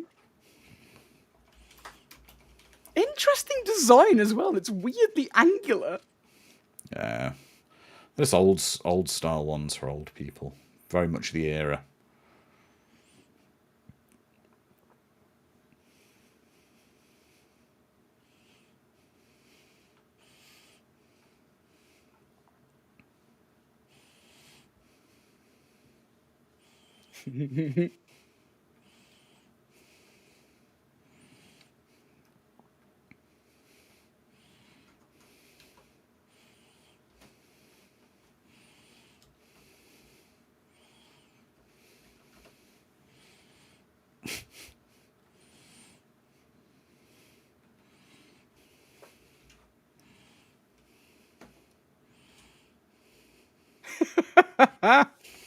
Yeah, this is a killer move. Like this eliminates definitely.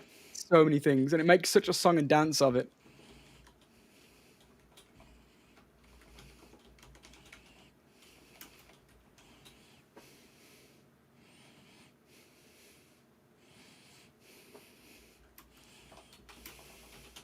That's it. Go for the gasps. When you get gasps, you know you've won. When everyone starts going, he's being really nice. He's nice to all the people he meets as well, though. yeah.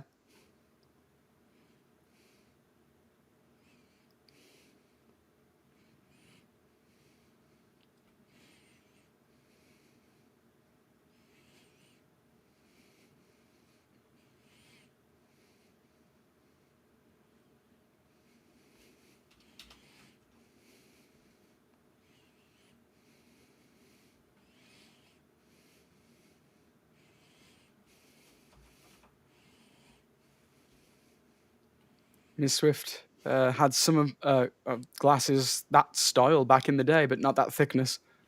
Wow. It's an interesting style. I kind of like it. Yeah, my mother had something very similar in the 80s, I seem to remember. Those eyebrows. Could you have a more villainous arch to your eyebrows? It's James Rebhorn, isn't it? I believe so. I'm trying to think what was the last thing I saw him in. Not seen him.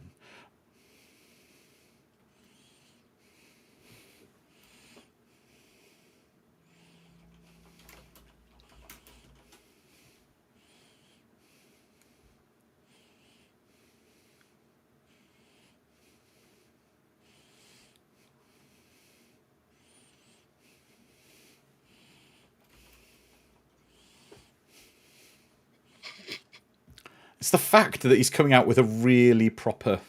Oh yeah, textbook answer. Yeah. Alex Peacock saying the last thing I saw him in was Homeland.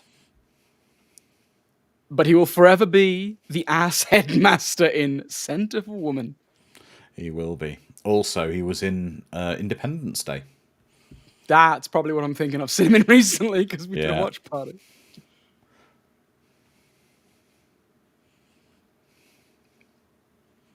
Independence Day springs to mind, says Ms. Swift. Yeah.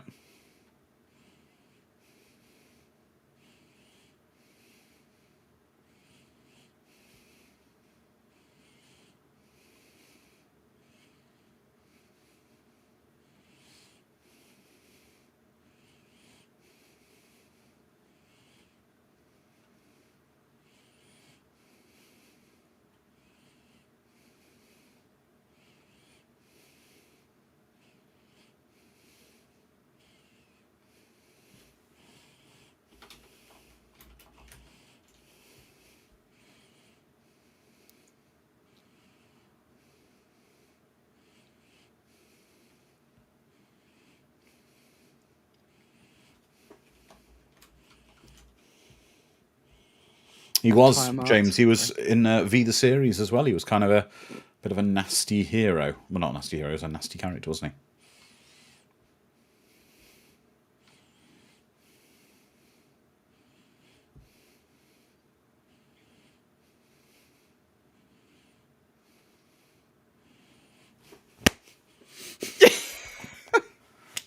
He's like a pastor, isn't he? Like one of those giga churches.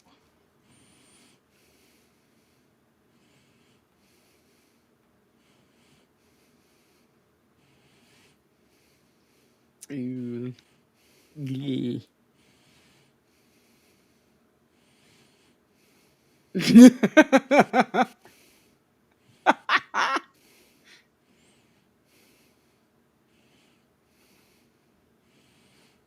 Why don't we call rooms chambers anymore? That's such a better word. Yeah, but it's what they call the judges. Yeah, I know. But, like, imagine saying, may we have a conference in my chamber? It's so much better than, oh, come in my room for a sec.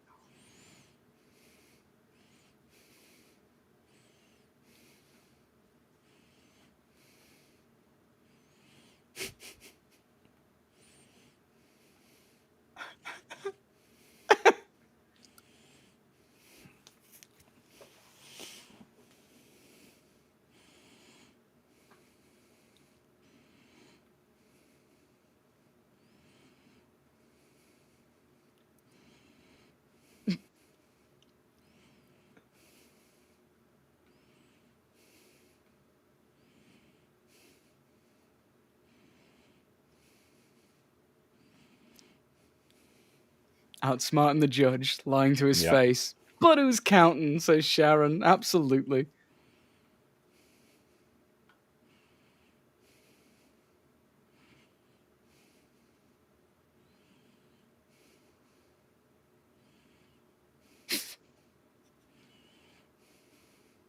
I need me a pair of them boots. I've got a store near me called the Boot Barn, which I can probably get a pair of boots like that right there.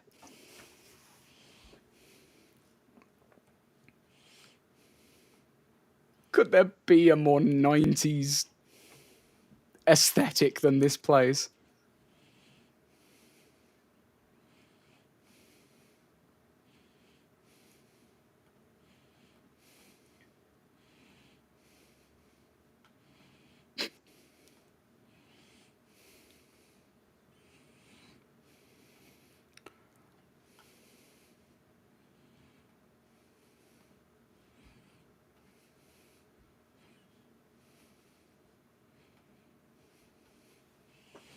That is a pet peeve of mine, though. When someone parrots what you've just said in like a mocking tone, it's like,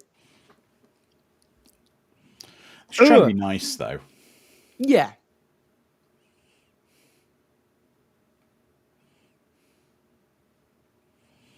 She's trying to be helpful. That's the problem. She maybe isn't, but she's trying. I mean, she is very helpful.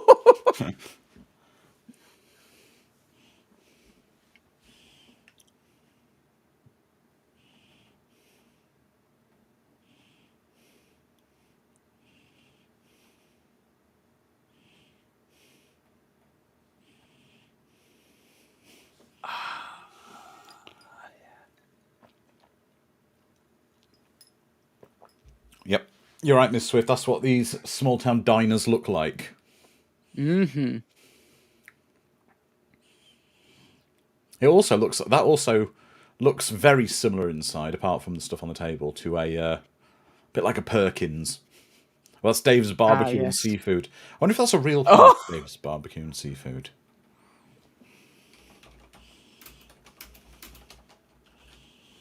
Dave's Barbecue and Seafood. The old surf and turf. Dave's Barbecue and Soul Food, it's called now. Ah. Let's have a look. Dave's Barbecue and Soul Food. Oh, it's permanently closed. No. Oh, no. I like this kind of atmospheric music as well. Yeah. It's very courtroom. Yeah.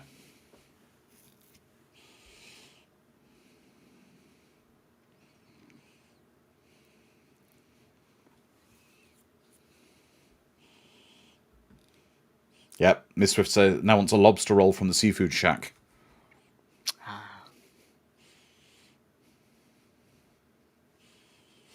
R.I.P. Dave's, says Caliber. Number 1 in our hearts for barbecue and seafood. And for a time, soul food. Yeah. Oh. I don't know, but this doesn't sound good. Maybe someone can tell me. One of the reviews of Dave's was, stuck in 1991, they also have an 84 for their health inspection. Scary. I'm not sure how the American system works, but I'm assuming an 84 is low. I have no idea. I'm sure Sharon or someone can tell us.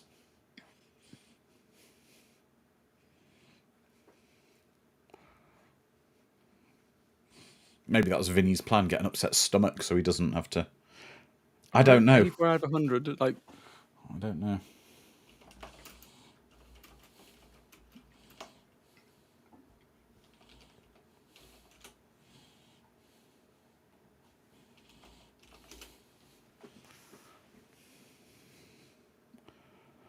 Yeah, it's not bad if it's out of 100. I don't know. I don't know.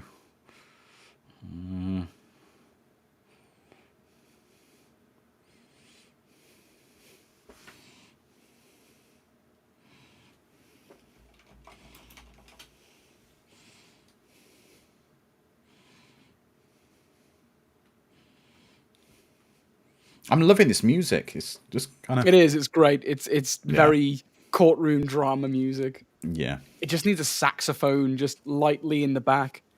Wee, wee, wee, lily.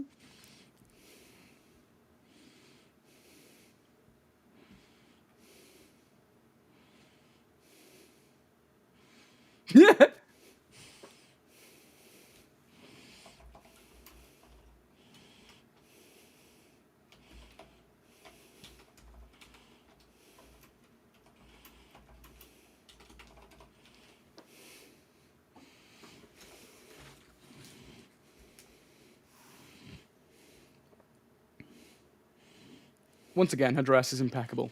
Oh, definitely. Shoulder pads like crazy.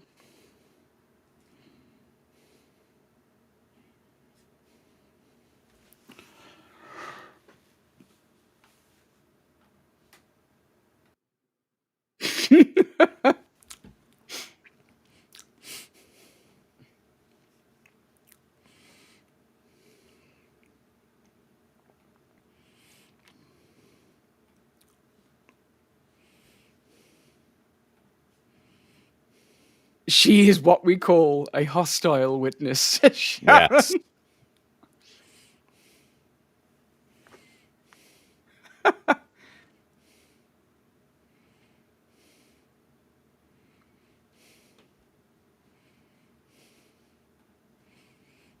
Old Johnny Depp is saying that Roger Ebert didn't think it's an important piece of history, but liked the Lisa and Vinny's relationship.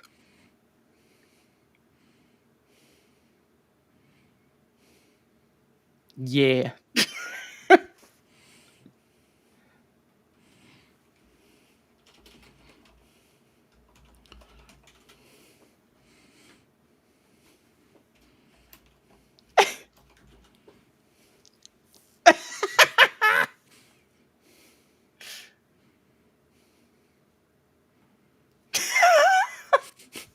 Is it bad that I know several women in my life who would do the exact same thing to me out of spite? It's a fact, Dom. It's just you need to accept it.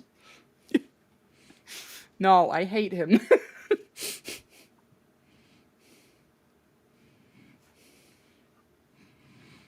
Voir dire. It's a real term, actually. Voir dire. Voir dire. It's a real term for an attorney basically doing their own examination of an expert. Mm-hmm. That's what I'm going to tell people the next time they ask me what my profession is. I'm an out-of-work hairdresser. That's right, Dom. They'll look at me and go, with that hair? Ugh.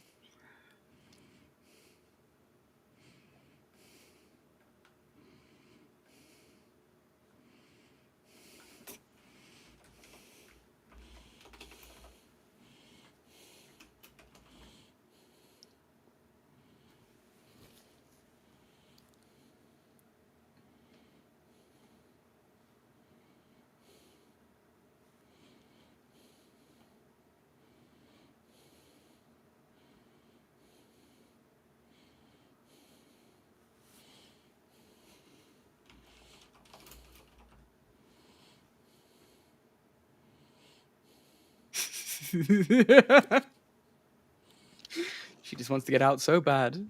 Yep.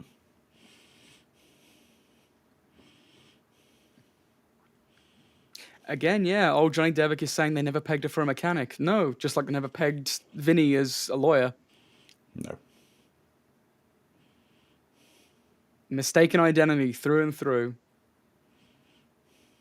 Looks can be deceiving.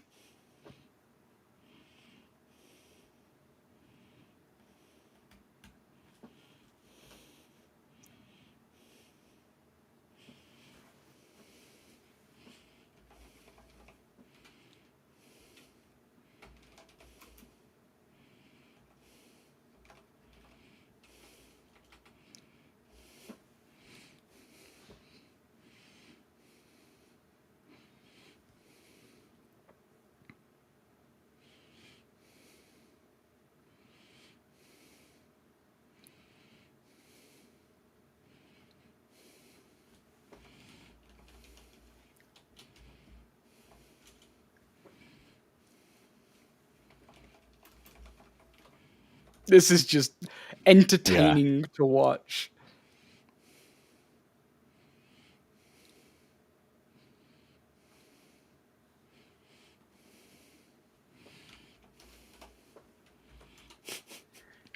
I'm trying to think what I would be an expert witness for. And it's a very limited list. Well, actually, did I tell you when I did jury duty, something quite interesting happened as the case transpired? Go on. Well, it transpired as part of the case that, when we got to the second day, that a big amount of the information being presented in the trial was evidence around fraudulent electronic messages being sent. Oh. And as you know, with my career, my IT speciality above all else is messaging, deeming if things are legitimate or not, that kind of thing. So I had to actually speak to the judge in her chambers privately and the two sisters, because I nearly had to be. They were unsure if I was going to have to be removed as a juror because of your knowledge. Yeah, a juror is supposed to just accept the information given by experts and the attorneys, well, the barristers. However, I was classed as an expert juror. I would be, because I have my own knowledge, so they had to see if I could do this. Well, the chat has called me out and have said that extra would be my field of expertise. Yes. What about you guys in chat? What would your field of expertise be? Wrong. It's wrong.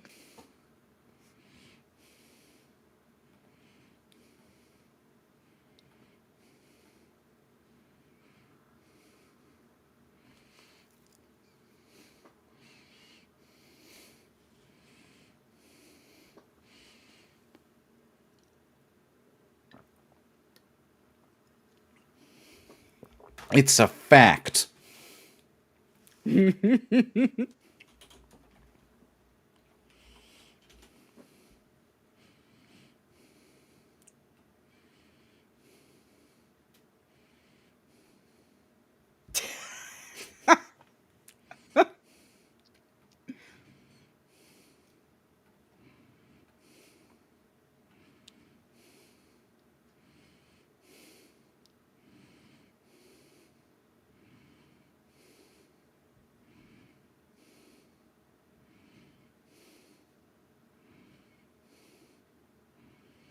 It's just great to watch. It's just enthralling. Like everyone in the room is just watching her steal the show.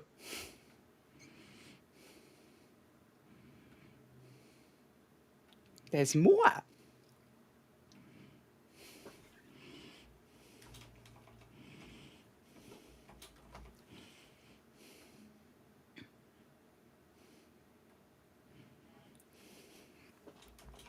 The writers, says old Johnny Devick, must be complete auto nuts in their free time. I would love if all of this was actual just crap and Yeah. they just The fact talking out this is their ass. absolutely accurate.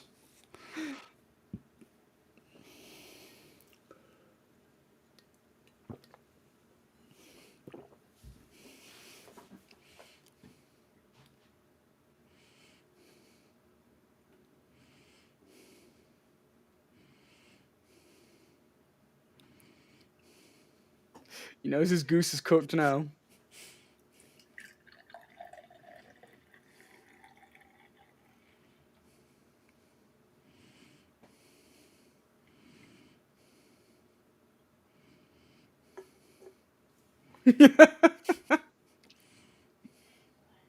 Also, what a way to make an apology and prove how much you respect someone's opinion than having them be the linchpin in your case.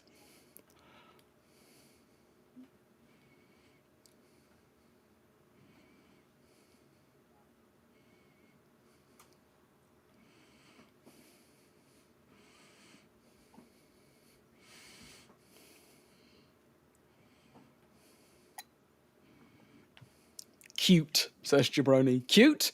It's romance. It's beautiful.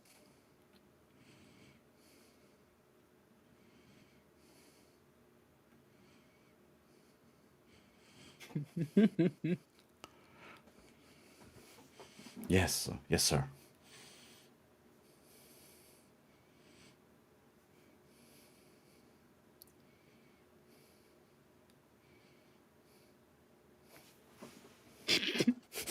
My camera going crazy? There we go.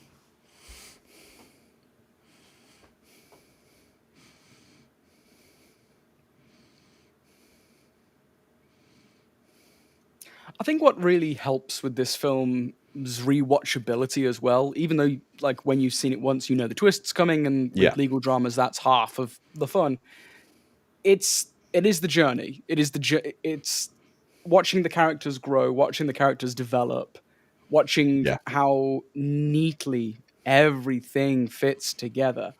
Again, because the script is just mwah, chef's Oh, kiss. it's so good. Yeah. And the characters just feel human because none of them are cartoonishly villainous. None of them are overbearingly pious. They're all very human characters with very human flaws and very human reactions to things. Strong character writing for a film like this means that no matter what the twist is, you can watch it again and again and just have fun because it is, well, it's a comedy at the end of the day. And watching things work out, even though you know the outcome, it still puts a smile on your face.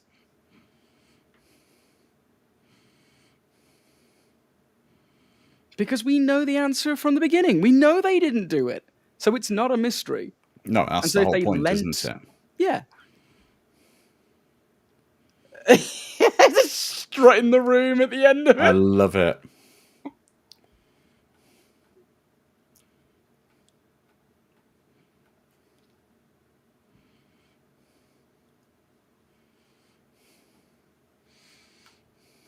Yeah.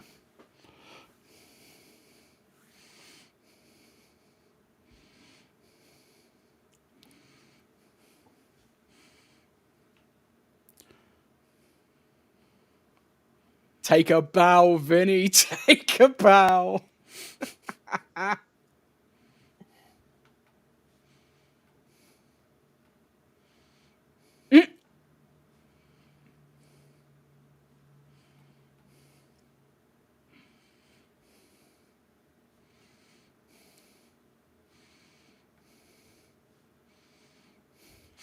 if you look, he's smiling about it as well, though. Yeah.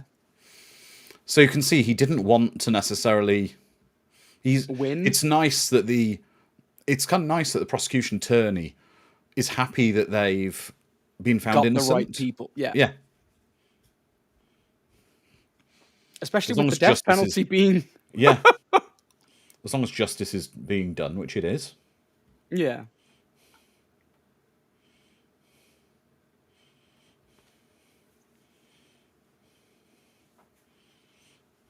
I also love that it's a fish out of water tale. Yeah.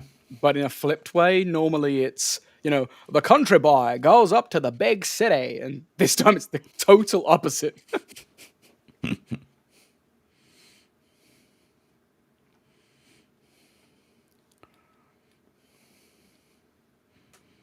Oh.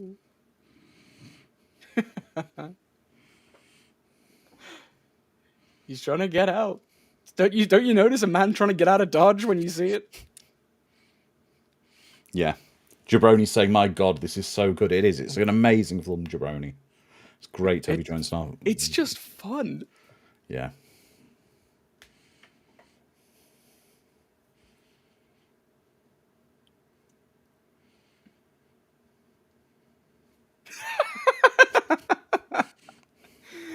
Ah, there it is. It is such like a cartoon. Like, just everything about the. I love how he gives him his wrist, like, arrest me.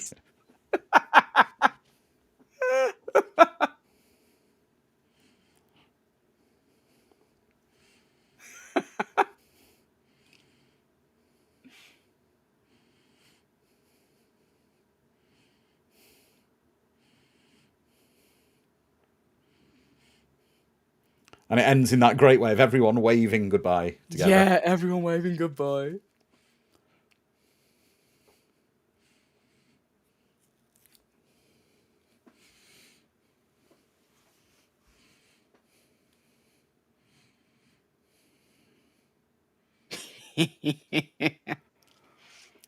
Yes, we won over Amy. Good. Yes, Amy, fantastic. And this is great that we see that even when he thought she was mad with him, she was actually phoning the judge to save his bacon. Because she's a freaking hero. Yeah. Mona Lisa Vito, MVP.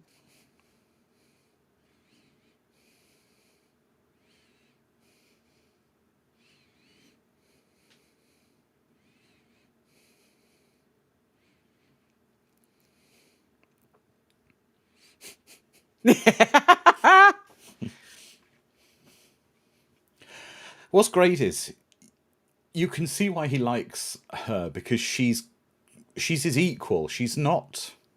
Yeah. Not dependent on him. Not relying on him for her future. She is. Yeah. Yeah, without her, he's fucking useless.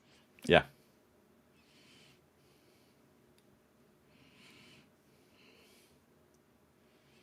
Exactly. She's ride or die too, Ms. Swift.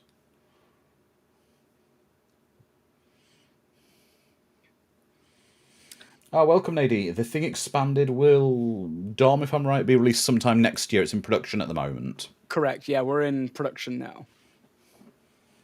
So there we go, everybody. That was My Cousin Vinny. Let's take the comments from the chat. Let you all type that up, and I'll chat with Dom first. Dom, that flew by. That's 2 hours. That flew by. I know, yeah. Amazing film. Love it. Love it to death. Could watch it again and again and again. For all the reasons I've been explaining as we've been watching this. It's rewatchable because it's just a fun character film. It's a nice comedy. It's the camera work actually is what I've noticed in this watch through. It's very fun. It has that 90s feel because it's like very flowy and there's loads of dolly shots going everywhere. But it's pleasant and loads of up close Dutch angles, which I always enjoy. Do you know one of the things I found was it was so tightly made. There were no scenes that were superfluous in the film, really. Even when I thought I found one, there wasn't one. Because it actually set up a scene I'd forgotten about that shows the guy getting executed, which highlights the execution of the state. It was really tight. There was no fat in it at all. It was really, really, and it ran. It was brilliant. I love that film. So good. So let's see what the chat have to say. Sharon, so good. Eric, this was a great watch. James Helly saying he wants My Cousin Vinny expanded. Sharon saying Vinny meets Nuns on the Run. Well, Nuns on the Run is scheduled for later this year. That'll be fantastic. So we will be back in 7 days as always. Oh, there we are. Calbot. Really great movie. Fun watch party as always. Ms. Swift. First rewatch in decades. Great pacing, humorous, nice characters. And Marissa Tomei stealing the show. Yeah, absolutely brilliant. Absolutely brilliant. Love that film. Old Johnny Devick is a pleasant movie. Guess I prefer a bit more action. And even if 2 lives were saved, it didn't feel too important. Alex Peacock saying, I love this movie. Old Johnny Devick, it was fun though. So yeah, it is absolutely brilliant. And also I can see we won over Amy, so that's awesome. But we will be back in 7 days. And if you remember a few weeks ago, we asked you which disaster film should we watch. If we watch like a classic classic action, well, classic disaster film of the sort of 60s, 70s era. We are going to be back next week with the 1972 monster hit, The Poseidon Adventure, the original version of it. And I'm really looking forward to The Poseidon Adventure, one of the first kind of disaster films I ever saw when I was young. It's got a lot to talk about. It's a lot of fun. And we will be back. So for the next 7 days, please be kind to each other, stay safe, look after each other, put positivity into the world. Don't accuse people of murder if they've not done it. And if they have, accuse them, I guess. Yeah. Anyway, we're back in 7 days. So until then, good night, everyone. Good night.